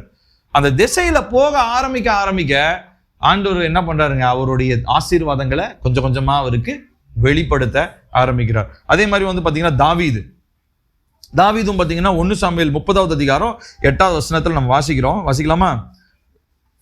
1 சாமுவேல் 30வது அதிகாரம் 8வது வசனம். தாவீது கர்த்தரை நோக்கி 1 சாமுவேல் 30:8. இங்க ஒரு சண்டைக்கு போலாமா அப்படின்னு சொல்லி போய் ஆண்டவர்கிட்ட கேட்கிறார் தாவீது கர்த்தரை நோக்கி, நான் அந்த தண்டை பின்தொடர வேண்டுமோ, அதை பிடிப்பேனா என்று கேட்டான். அதற்கு அவர், அதை பின்தொடர், அதை நீ பிடித்து சகலத்தையும் திருப்பிக் கொள்வாய் என்றார். இப்ப பாருங்க, இங்க தாவீது என்ன பண்றாருங்க, அங்க இருக்கிற அவருடைய படை தளபதிகள் கிட்ட போய் ஆலோசனை கேட்கல. அவங்களுக்கு எக்ஸ்பீரியன்ஸ் அதிகம்பா, அவங்க கிட்ட போய் ஆலோசனை கேட்போம். அவர் என்ன பண்றாரு, நல்லா தெரிஞ்சு போச்சு. ஏன்னா அவருடைய பொண்டாட்டி பிள்ளைங்க முதற்கொண்டு என்ன பண்ணிட்டாங்க, பிடிச்சிட்டு போயிட்டாங்க. தாவீதோடைய பொண்டாட்டி பிள்ளைங்களெல்லாம் கூட பிடிச்சிட்டு போயிட்டாங்க. இப்ப அவங்க எல்லாரையும் போய் காப்பாற்றணும்னா ஒரு தெய்வீக திசை ஒண்ணு வேணும். கர்த்தர் காண்பிக்கிற வழி இல்லாம வேற எந்த வழியில போனாலும் ஆபத்து விபத்து தான். அதனுடைய முடிவு எப்படிதான், நீதிமொழிகளை வாசிச்ச மாதிரி அதனுடைய முடிவு மரண வழிகள் தான். அதனால தாவீது நல்லா புரிஞ்சுக்கிட்டாரு. எந்த ஒரு லைஃப் டெசிஷன் எடுக்கிறதுக்கு முன்னாடியும் அவர் உடனே போய் தேவன் இடத்துல போய் ஒரு ஆலோசனை கேட்கிறார். நான் எந்த திசையில நான் போகணும், இந்த திசையில நான் போய் இதை செய்யட்டுமா அப்படின்னு சொல்லி தேவனிடத்துல முதலாவது ஒரு ஆலோசனை கேட்கிறார். தேவனிடத்துல இருந்து உத்தரவு வந்ததுக்கு அப்புறம் தான் அவர் என்ன பண்றாருங்க, அந்த காரியத்தை அவர் செய்ய ஆரம்பிக்கிறார். ஸோ தேவன்கிட்ட நம்ம கேட்கறதும் கிடையாது, அவர் பேசுறத அவரும் பதில் பேச மாதிரியும் நமக்கு தெரியல. அப்படித்தானே இருக்கிறோம் நம்ம எல்லாரும் எப்படி இருக்கிறோம்னா, சர்ச்சுக்கு வரும்போது ஆண்டவர் பேசுறாரு, ஆனா என்கிட்ட தனியா ஏன் பேச மாட்டேன்றாரு? நம்ம எல்லாருக்கிட்டையும் ஆண்டவர் தனியா பேசுவார். நம்ம எல்லாரும் அவருடைய சத்தத்தை கேட்கணும், சரிங்களா? அதுக்கு தான் நம்ம பயிற்றுவிக்கப்படணும். ஞாயிற்றுக்கிழமை வந்து வெறும் கேட்கிற பிரசங்கமோ பாடுற பாடலோ ஆராதனோ இது மாத்திரம் கிடையாது, அது தேவன் பேசுற நேரம் தான். ஆனா தனிப்பட்ட முறையில வாழ்க்கையில நமக்கு இருக்கக்கூடிய எல்லா பகுதிகளிலுமே தேவன் என்ன பண்ணுவாருங்க, பேசுவாரு, நிச்சயமா பேசுவாரு. பிள்ளைக்கு வேண்டிய காரியத்தை பேசுவாரு. இப்போ பிள்ளைக்கு இந்த ஸ்கூல்ல சேர்க்கட்டுமானா அதை பத்தி பேசுவாரு. எல்லாமே நிச்சயமா பேசுவார், இடைப்படுவார். என்கிட்ட அந்த அளவுக்கு என்கிட்டயே பேசுறாரு. அப்ப என்கிட்ட பேசுறாருன்னா கண்டிப்பா உங்ககிட்டயும் பேசுவார். நான் பெரிய பரிசுத்தவான்லாம் கிடையாது, நான் என்னுடைய ஜப வாழ்க்கை ஆஹா ஓஹோலாம் கிடையாது. நான் வாஞ்சியான தேட ஆரம்பிக்கும் போது அவர் என்ன பண்றாருங்க, என்னத்துல பேசுறாரு. அப்போ அதே தான் நானும் உங்களுக்கு சொல்றேன். நம்ம யாருமே பெரிய பரிசுத்தமானாதான் நம்மகிட்ட ஆண்டவர் பேசுவாருன்னு இல்லை. நமக்குள்ள ஒரு ஏக்கம் வேணும். ஏசப்பா நீங்க எனக்கு ஆலோசனை சொல்லணும்னா வேற யாருடைய ஆலோசனையும் எனக்கு வேணாம். வேற எல்லாத்தருடைய ஆலோசனையும் மோசமானது, அதனுடைய முடிவு மரண வழி. அதனால எனக்கு உங்களுடைய ஆலோசனை தான் வேணும்னு சொல்லி டெஸ்பரேஷன், ஒரு ஏக்கம் இருக்கு பார்த்தீங்களா, அந்த ஏக்கம் இருக்கும்போது ஏசப்பா நிச்சயமா நம்மகிட்ட என்ன பண்ணுவாருங்க, பேசுவாரு. நான் சொல்றது புரியுதுங்களா? ஸோ இப்போ 2வதா நம்ம பார்க்கிற மனுஷன் தாவீது. அடுத்து 3வதா பார்த்தீங்கன்னா பவுலை வந்து தேவன் வந்து ஒரு பெரிய அப்போஸ்தலனா தெரிந்தெடுத்தார். இன்ஃபேக்ட் பவுலை பத்தி சொல்லும் போது பவுல் தான் புதிய ஏற்பாட்டில் முக்காவாசி புதிய ஏற்பாடு எழுதியிருக்கிறார். கரெக்டுங்களா? அப்படிப்பட்ட ஒரு வல்லமை நிறைஞ்ச ஒரு அப்போஸ்தலன், தேவனாரு தெரிந்து கொள்ளப்பட்ட ஒரு அப்போஸ்தலன். ஆனா இவரு ஊழியக்காரரா இருந்தாலும் அப்படியே இவரு ஊழிய வாஞ்சையில எல்லா திசைக்கும் ஓடிலாம் ஊழியம் செய்யல. ஒரு சில இடங்களுக்கு தேவனே பரிசுத்த ஆவியானவர் என்ன தெரியுங்களா சொல்லுவாரு? போகாதன்னு சொல்லுவாரு. நம்மளா இருந்தா என்ன சொல்லியிருப்போம்? அது அசுத்தாவி பேசுறதுங்க அப்படின்னு இருப்போம். அசுத்தாவி தான் ஊழியம் செய்ய வேணாம்னு சொல்லும் அப்படின்னு சொல்லி நம்ம யோசிச்சிருப்போம். ஆனா பாருங்க, அப்போஸ்தலர் 16வது அதிகாரம் வாசிக்கலாமா? அங்க பாருங்க, ஆவியானவர் எவ்வளவு தெளிவா பேசுறாரு பாருங்க. அப்போஸ்தலர் 16வது அதிகாரம் 6ல இருந்து 10 வரைக்கும். அப்போஸ்தலர் 16 6ல இருந்து 10. அவர்கள் பிரிகியா கலாத்தியா நாடுகளை கடந்து போன போது ஆசியாவிலே வசனத்தை சொல்லாதபடிக்கு பரிசுத்த ஆவியினாலே தடை பண்ணப்பட்டு, கவனிக்கணும், பரிசுத்த ஆவியினர் என்ன பண்றாங்களாம்? இங்க பிரசங்கம் பண்ணாதீங்க அப்படின்னு தடை பண்றாராம். அப்புறம் மீசியா தேசம் மட்டும் வந்து பித்தினிய நாட்டுக்கு போக பிரயத்தனம் பண்ணினார்கள். ஆவியானவரோ அவர்களை போக ஒட்டாதிருந்தார். ஆண்டவரே போக வேணான்றாராம், ஏன்னா அந்த திசை வேண்டாம்பா அப்படின்றார். அடுத்தது அவர்கள் மீசியா பக்கமாய் போய் துருவாவுக்கு வந்தார்கள். அங்கே ராத்திரியிலே பவுலுக்கு ஒரு தரிசனம் உண்டாயிற்று. அது என்னவெனில், மக்கதோனியா தேசத்தான் ஒருவன் வந்து நின்று, நீர் மக்கதோனியாவுக்கு வந்து எங்களுக்கு உதவி செய்ய வேண்டும் என்று தன்னை வேண்டிக் கொண்டதாக இருந்தது. அந்த தரிசனத்தை அவன் கண்டபோது அவர்களுக்கு சுவிசேஷத்தை அறிவிக்கும்படி கர்த்தர் எங்களை அழைத்தார் என்று நாங்கள் நிச்சயித்துக் கொண்டு உடனே மக்கதோனியாவுக்கு புறப்பட்டு பிரயத்தனம் பண்ணி அப்படின்னு சொல்லி. சரி, போதும். இப்ப பாருங்க, 2 இடத்துக்கு ஆவியானவர் என்ன பண்ண வேணான்றாரு? பவுல போகாதன்றாரு. ஆனா அந்த திசை ஒருவேளை பவுலுக்கு கூட இருந்திருக்கிற மற்ற அப்போஸ்தலர்களுக்கெல்லாம் எப்படி இருந்திருக்கும்? சூப்பரான ஊழிய ஸ்தலம், அங்க போனா எல்லா ஆத்துமாக்களும் வாஞ்சியாக்குறாங்க, போய் சுவிசேஷத்தை சொல்லி ஆத்தும ஆதாயம் பண்ணிட்டு வரலாம் அப்படின்லாம் அவர் நினைச்சிருப்பாரு. ஆனா ஆவியானவர் என்ன சொல்றாராம்? அதெல்லாம் போலாம், மேபி அப்புறமா கூட போக சொல்லியிருக்கலாம். ஆனா ஆவியானவர் என்ன பண்றாருன்னா ப்ரையாரிட்டைஸ் பண்றாரு. நான் சொல்ற இடத்துக்கு நீ ஃபர்ஸ்ட். 2 இடத்துல தடை பண்றாரு. தடை பண்ணி 3ஆவதா ஒரு இடத்துக்கு போகணுன்றதையும் என்ன பண்றாரு? சொல்றாரு. ஸோ 2 இடத்துக்கு தடை பண்ணிட்டு சும்மா இல்லை, 2 இடத்த தடை பண்றாரு. 3ஆவதா இந்த இடத்துக்கு போ. இந்த இடத்துல ஆத்துமாக்கள் என்ன பண்றாங்க? வாஞ்சையா விடுதலைக்காக, ரட்சிப்புக்காக அவங்க காத்துக்கிட்டு இருக்கிறாங்கன்றதையும் தேவனுடைய ஆவியானவர் என்ன பண்றாரு? பவுலுக்கு வெளிப்படுத்துறார். ஸோ நம்முடைய தேவன் அவரை கிட்டி சேர்ந்து அவரோடு கூட அந்த நெருக்க உறவுல நடக்கிற மனுஷங்களுக்கு போகக்கூடாத வழியும் தடை பண்ணுவாரு, போக வேண்டிய வழியும் ஆலோசனையாக சொல்லுவார். சரிங்களா? அப்போ நம்ம எல்லாருமே முன்னேற்ற பாதையில போகும்படியாக நம்ம அழைக்கப்பட்டவர்கள். நம்ம வந்து ஒரு நாளும் பின்னாடி பேக் அடிக்கிறதுக்கோ நிக்கிறதுக்கோ வேற எங்கேயும் திசை மாதிரி யூட்டர்ன் அடிச்சுட்டு போயிட்டு வேற பாதையை தெரிந்தெடுக்கிறதுக்கோலாம் கர்த்தர் ஒரு நாளும் நம்முடைய வாழ்க்கையில அவர் அந்த மாதிரி ஆலோசனையை தரவே மாட்டார். அந்த மாதிரி ஆலோசனை வந்துச்சுன்னா அது கண்டிப்பா ஆவியானுடைய ஆலோசனை கிடையாது. அப்போ ஆவியானவர் ஒண்ணு இந்த திசைய நீ போன்னுவாரு, இல்ல போகாதன்னு தான் சொல்லுவாரு ஒழிய ஆவியானவர் ஒரு நாளும் மரண வழிகளுக்கு ஏதுவான பாதையில நம்ம என்ன பண்ண போறது இல்லை, நடத்த போவது இல்லை. இன்னொரு ஒரு காரியத்தை நம்ம பார்த்து நான் முடிக்க போறோம். ஸோ அப்போ நம்ம எப்படி இந்த தெய்வீக திசைக்காக ஜெபிக்கிறது? பொருளாதாரம், குடும்பத்தின் காரியம், எதிர்காலம், திருமணம், அப்புறம் வீடு கட்டுற காரியம், இந்த மாதிரி எத்தனை வாழ்க்கையில் எத்தனையோ முக்கியமான காரியங்கள் இருக்கும். இதுல சரியான திசையை நாம் அறிந்து கொள்வது எப்படி? அதுக்கு 2 காரியங்களை நான் 4 காரியங்களை சொல்லி நான் முடிக்க விரும்புகிறேன். முதலாவது, தேவனுடைய சித்தத்திற்கு உங்களுடைய சித்தத்தை விட்டு கொடுக்கணும். ஃபர்ஸ்ட், எப்பயுமே தேவனுடைய சித்தமும் நம்மளுடைய சித்தமும் எப்படி இருக்கணும் தெரியுங்களா? அலைன்மெண்ட்ல இருக்கணும். 2 சக்கரம் மாதிரி. கார்ல 2 நடுவில் ஆக்சல் இருக்கும் இல்லைங்களா? நடுவில் இருக்கிறது ஆக்சல், 2 சக்கரம். இப்போ இந்த 2 சக்கரமும் நடுவில் இருக்கிற அந்த ராட்ல என்ன இருக்குதுங்க? கனெக்ட் ஆயிருந்தாதான் 2 சக்கரமும் ஒரே திசையில அது என்ன பண்ண முடியும்? போக முடியும். இல்லைன்னா 2 வெவ்வேறு திசையில 2 டயர் கலந்துட்டு போகும் இல்லைங்களா? ஸோ இப்போ இதே போலதான் நம்மளுடைய சித்தமும் தேவனுடைய சித்தமும் ஒரே அலைன்மெண்ட்ல நேர்கோட்டில் நிலைச்சிருக்கணும். ஸோ முதலாவது நம்ம அதுக்காக என்ன பண்ணணும்? ஜெபிக்கணும். நான் செய்யற எல்லா காரியமும் தேவ சித்தத்தின்படி தான் செய்யறேனா, தேவனுடைய சித்தத்தோடு ஏன் சித்தம் அலைன்மெண்ட்ல இருக்குதா அப்படின்னு சொல்லி பார்க்கணும். 2ஆவதா நம்ம செய்ய வேண்டிய ஒரு காரியம் என்ன அப்படின்னு சொல்லி சொன்னா, நம்ம விசுவாசத்தோட தேவனிடத்துல நம்ம கேட்கணும். அவர் பதில் தருவாருன்னு கேட்கணும். ஜோம் பண்ணி பார்க்கலாம், ஆப்ஷன் வச்சுக்க கூடாது. நிறைய நேரம் என்ன பண்ணுவோம்? ஜோம் பண்ணி பார்ப்போம். ஒரு 4 நாள் டைம் கொடுக்குறது ஆண்டவருக்கு. ஆண்டவரே, நான் 4 நாள் டைம் வைக்கிறேன், என் டைம் லைன்ல நீங்க வந்து பேசுங்க, 5வது நாள் இல்லைன்னா என் வழியை பார்த்து நான் போயிட்டே இருப்பேன் அப்படின்னா ஆண்டவர் பேசவே மாட்டார். தேவனை நம்ம டைம் லைனுக்குள்ள என்ன பண்ண வர முடியாது, கொண்டு வர முடியாது. நம்ம தான் அவர் காலத்துக்குள்ள போகணும். அவர் நம்ம காலத்துக்குள்ள கொண்டு வந்து 21 நாள் நான் ஃபாஸ்டிங் போட போறேன், 21 நாள்ல நீங்க பேசினா பேசுங்க, பேசாட்டி நான் என் வழியை பார்த்துட்டு போறேன் அப்படின்னா வழியை பார்த்துட்டு போன்னு முதல் நாள்லயே ஒரு தீர்மானம் பண்ணுவார். 21 நாள்ல நீங்க முடிக்கணும்னு வேஸ்டே கிடையாது. 21 நாள் எதுக்கு நீ வேஸ்ட் பண்ற அப்படின்னு சொல்லி முதல் நாளே அவர் என்ன டிசைட் பண்ணிடுவாரு, உன் மனசுல இப்படிதான் இருக்குதா, சரி விடு, முதல் நாள்லயே உனக்கு நான் சொல்லிடுறேன், உன் இஷ்டத்துக்கே நீ போ, நீ 21 நாள் ஃபாஸ்டிங் போடுறது வேஸ்ட் அப்படின்றார். காரணம் என்ன அப்படின்னு சொல்லி சொன்னா, நம்ம என்ன பண்றோம் அப்படின்னு சொல்லி சொன்னா, நமக்கு வந்து அந்த அந்த நம்மளுடைய வாழ்க்கையில ஒரு விசுவாசமே நமக்கு இருக்கிறதே இல்லை. ஸோ விசுவாசமோ ஒரு நம்பிக்கை, கர்த்தருடைய வழிகள் சிறந்தவைகள், தேவனுடைய காரியம் சிறந்தது அப்படின்ற ஒரு நம்பிக்கை இருந்து நீங்க ஜெபிச்சாதான் அந்த அந்த ஜெபத்துக்கு பதிலே வரும். இல்லைன்னு சொல்லி சொன்னா நம்முடைய வாழ்க்கையில குறைவு தான் எப்பயுமே இருக்கும். நம்ம ஜெபத்துக்கு பதிலே வராது. திசை அறியாதவர்களா தலையை சொரிஞ்சுக்கிட்டு உட்காந்துக்கிட்டே இருப்போம். எல்லாத்துக்குமே யாராவது ஒரு ஒரு ஒரு தெய்வீக ஆலோசனையை நம்ம வெளியில தான் போய் தேடிட்டு இருப்போம். ஆண்டவர் கொடுக்குற தெய்வீக ஆலோசனை நம்மளால பர்சனலா என்ன பண்ண முடியாது, கேட்கவே முடியாது. ஸோ 2வது முக்கியமான காரியம் விசுவாசம். அடுத்து 3வதா முக்கியமான காரியம் என்ன அப்படின்னா, எதிர்பார்ப்போடு நம்ம காத்திருக்கணும். எக்ஸ்பெக்டேஷன் வேணும் நமக்கு. பொதுவாக நம்ம என்ன தெரியுங்களா, நம்ம மனுஷங்களுக்கு இருக்கிற ஒரு பெரிய ஒரு பிரச்சனை என்னன்னா, மனுஷங்கிட்ட எதிர்பார்த்து ஏமாந்துருப்போம் இல்லையா. அதனால அதே மைண்ட் செட்டோட தேவன் எடுத்துலையும் போவோம். ஏன்னா மனுஷங்கிட்ட எதிர்பார்த்து என்ன பண்ணிட்டான், என்னை ஏமாத்திட்டான்.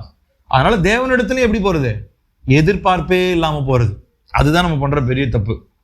மனுஷங்கிட்ட வேணா எதிர்பார்த்து ஏமாந்து போலாம், ஆனா தேவனிடத்துல எதிர்பார்த்தவங்க ஒரு நாளும் ஏமாற்று போக மாட்டாங்க. ஏன்னா அவர் ஏமாற்றுகிறவர் அல்ல, அது அவருடைய சுபாவம் கிடையாது.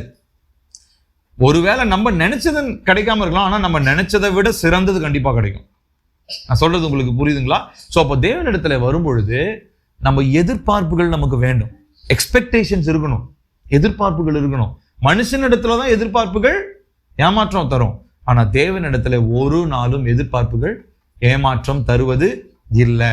அந்த எதிர்பார்ப்புகளும் என் இஷ்டத்துக்கு என் இச்சையின்படி. யாக்கோபு சொல்றாரு, நிறைய பேருக்கு உங்களுக்கு ஜபத்துக்கு ஏன் தரமா பதில் வர மாட்டேங்குது, உங்க இஷ்டத்துக்கு உங்க இச்சை நிறைவேற நீங்க என்ன பண்றீங்க, ஜெபம் பண்றீங்க, அதனாலதான் நிறைய நேரம் உங்க ஜபத்துக்கு பதில் வரல அப்படின்றாரு. அப்போ தேவனுடைய சித்தம்னு தெரிஞ்சு விசுவாசத்துல உறுதியா இருந்து, 3வது நான் சொன்ன மாதிரி தேவன் எனக்கு நன்மையை தான் செய்வாரு அப்படின்ற ஒரு எதிர்பார்ப்பு எதிர்பார்ப்போடு நம்ம என்ன பண்ணணுமா, நம்ம ஜெபிக்கணுமா. 4வதா ரொம்ப முக்கியமானது என்ன அப்படின்னா, இந்த திசையில அவர் காண்பிக்கிற திசையில நமக்கு நடக்கும் பொழுது ஒவ்வொரு அடிக்கும் நம்ம அவரிடத்துல ஆலோசனையை கேட்டு கீழ்ப்படியணும். இப்போ ஒரு பாதையை சொல்லிட்டார் அப்படின்னா, எப்பா இந்த ரைட்ல திரும்பி லெஃப்ட் எடுத்து நேரா போ அப்படின்னா டைரக்டா டப்பான்னு நடந்துடக்கூடாது. அவர் எப்படி திரும்ப எதிர்பார்க்கிறாரு, ஒவ்வொரு அடி, இப்ப இங்க இருந்து நான் ஒரு 10 அடி நடக்கிறேன்னா ஒவ்வொரு அடிக்கும் எஸ்பா நான் கால் எடுத்து வைக்கட்டுமா வெய், கால் எடுத்து வைக்கட்டுமா வெய், இந்த மாதிரி ஒவ்வொரு அடிக்கும் அவர் ஆலோசனை கேட்கணும்னு எதிர்பார்க்கிறாரு. ரொம்ப கஷ்டம் இல்லை இது. அவர் டைரக்டா மொத்தத்துக்கு சொல்லிட்டாருன்னு வச்சு, ஒரு 10 கிலோமீட்டருக்கு நேரா நட, அப்புறம் ஒரு 12 கிலோமீட்டர் ரைட் எடு அப்படி சொல்லிட்டாருன்னா ரொம்ப ஈஸியா இருக்கலாம் நமக்கு. ஆனா அப்படி சொல்ல மாட்டாரு. அவர் என்ன பண்ணுவாருன்னா 10 அடியா இருந்தாலும் ஒவ்வொரு அடிக்கும் நீ என்கிட்ட கேளுன்னு சொல்லுவார். இதுதான் அவருடைய காரியம். ஏன்னா ஒவ்வொரு பாதையிலையும், ஏன்னா பிசாசு என்ன பண்றாங்க, நம்மள தெய்வீக திசையை விட்டு திசை திருப்பறதுக்கு ஒவ்வொரு அடியிலையும் அவன் என்ன பண்றான், ட்ராப் வச்சுக்கிட்டே இருக்கிறான். பொதுவா இந்த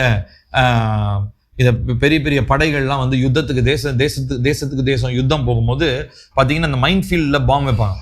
மைண்ட் ஃபீல்ட் பாம்பு எப்படி இருக்கும்னா, அதாவது அந்த அந்த அந்த ஒரு பாம்பு இருக்குன்னு வச்சுக்கோங்களேன், அது எப்படி இருக்கும்னா மண்ணுக்கு அடியில புதைச்சி வச்சிருப்பாங்க. ஒரு சில ஒரு நம்ம டிவிலாம் கூட பார்த்துருக்கலாம். அது என்ன ஆகும்னா நல்லா தான் இருக்கும், நல்லா நார்மல் மண் மாதிரி தான் இருக்கும், ஒரு நிலத்துல நடந்து போற மாதிரி இருக்கும். ஆனா நீங்க அந்த தெரியாம அதை மிதிச்சிட்டீங்கன்னா, மிதிச்ச உடனே அந்த ட்ரிகர் ஓப்பன் ஆயிடும். காலை எடுக்கும் போது என்ன ஆயிடும், வெடிச்சு செதறிடும். கை காலை எல்லாம் துண்டு துண்டா போயிடும். பக்கத்துல 10 மீட்டருக்கு எல்லாரும் துண்டு துண்டா செதறி போயிடுவாங்க. இப்போ இந்த மாதிரி தான் பிசாசு என்ன பண்றான் தெரியுங்களா, நிறைய நம்ம எல்லாருடைய பாதையிலையுமே ஒவ்வொரு அடியிலையும் என்ன பண்ணி வச்சிருக்கிறான், பதுக்கி வச்சிருக்கிறான், ட்ராப் பதுக்கி வச்சிருக்கிறான். அங்க குண்டு இருக்குதா, அங்க குழி இருக்குதா, அங்க ஏதாவது ஒருவேளை பாம்போ தேலோ விஷத்தன்மை உள்ள காரியம் இருக்கு, நமக்கு தெரியாது. அதனாலதான் தேவன் என்ன எதிர்பார்க்கிறார் தெரியுங்களா, ஒவ்வொரு காரியத்திலும் இப்போ இங்கேருந்து 10 அடி நான் நடந்தாலும் 10 அடி நான் அவர்கிட்ட கேட்பேன். அவர் எனக்கு பதில் சொல்றதுல சோர்ந்து போகவே மாட்டார். அப்போ நான் கேட்கறதுல அவர்கிட்ட சோர்ந்து போகவே கூடாது. நான் சொல்றது புரியுதுங்களா? நீங்க பழைய ஏற்பாட்டில் பாருங்களேன், எத்தனை தாட்டி நிறைய பேர் கிதியோன்லாம் ஆபிரகாம் லோத்தை அழிக்கிறதுக்கு முன்னாடி கேள்வி கேட்டுக்கிட்டே இருக்கிறாரு. இத்தனை பேர் இருந்தா அழிப்பீங்களா, அத்தனை பேர் இருந்தா அழிப்பீங்களா? ஆண்டவர் ஒரு நாளும் கோவப்படவே இல்லை. அவர் என்ன பண்றாரு? பொறுமையா பதில் சொல்றாரு. கிதியோன் என்ன பண்றாரு? அவரை தான் அழைச்சோன்னு கன்ஃபார்ம் பண்றதுக்காக என்ன பண்றாருங்க? கேள்வி கேட்கிறாரு. முதல்ல இந்த ஒரு அடையாளம், இந்த ஒரு இத்திலோண்டு ஒரு ஆட்டு தோல் நான் இங்க வைக்கிறேன், முதல் நாள் இது நனையணும், பக்கத்துலாம் நனையக்கூடாதுன்றாரு. அது செய்யறாரு. அடுத்த நாள் பக்கத்தெல்லாம் நனையக்கூடாது, இது மட்டும் நனையணும் அப்படின்றாரு. அதையும் செய்யறாரு. இப்போ பாருங்க, தேவன் தன்னுடைய வழியில பிள்ளைகளை நடத்துறதுக்கு எத்தனை தாட்டி நம்ம கேட்டாலும் அத்தனை தாட்டி என்ன பண்ணிட்டே தான் இருக்காரு? பதில் சொல்லிட்டே தான் இருக்காரு. அதுக்காக நம்ம சந்தேகத்தோட கேட்கக்கூடாது. நிறைய நேரங்கள்ல வந்து பார்த்தீங்கன்னா சந்தேகத்தோட போட்டுமா சொல்லிட்டீங்க, போட்டுமா வேணாமா அப்படின்னு கேட்டோம்னா அவ்வளோதான் விட்டுருவாரு. அடுத்து ரெண்டாவது எல்லாம் சொல்லவே மாட்டார். நிறைய நேரங்கள்ல வந்து பார்த்தீங்கன்னா அவருடைய பதில் நீங்க கேட்டதுக்கு ஒரு தாட்டி தான் பதில் சொல்லுவார். ரெண்டாவது தாட்டி அவர் திரும்ப போகணும். இப்ப நம்ம பிலேயாம் இல்லைங்களா? பிலேயாம் ஃபர்ஸ்ட் ஆண்டவர் என்ன சொல்றாரு?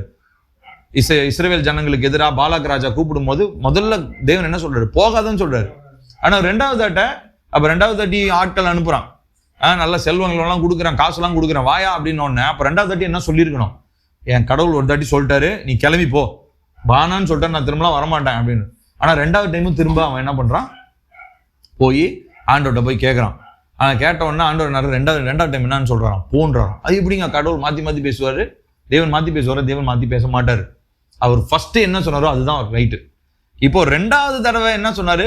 போன்னு சொல்றாரு. ஆனா போற வழியில இப்போ தூதன் ஒருத்தன் என்ன பண்றான்? தேவனுடைய வார்த்தைக்கா நீ கீழ்படியாம போறன்னு சொல்லிட்டு உருவின பட்டயத்தோட அந்த பீலையாம வெட்டுறதுக்காக என்ன பண்றாங்க? நடுவழி நின்றுட்டு இருக்கிறான். அப்பதான் அந்த கழுதை பேசுற அந்த சம்பவம் அதெல்லாம் நமக்கு பாக்குறோம். ஸோ இப்போ நான் ஏன் சொல்ல வரேன்னா, ஒவ்வொரு காரியத்திலும் தெய்வீக திசையில போகும்போது ஒவ்வொரு காரியத்திலும் 10 அடி நீங்க நடக்கிறதா இருந்தாலும் 10 தாட்டி அவர்கிட்ட கேட்கணும். அதுல முதல் தாட்டி அவர் என்ன பதில் சொல்றாரோ அதுதான் பதில். அதுக்கப்புறம் நம்ம ரெண்டாவதா கன்ஃபர்மேஷனுக்காக போய் கேட்க வேண்டிய அவசியமே, வசனத்துல கன்ஃபர்மேஷன் கேட்கலாம்.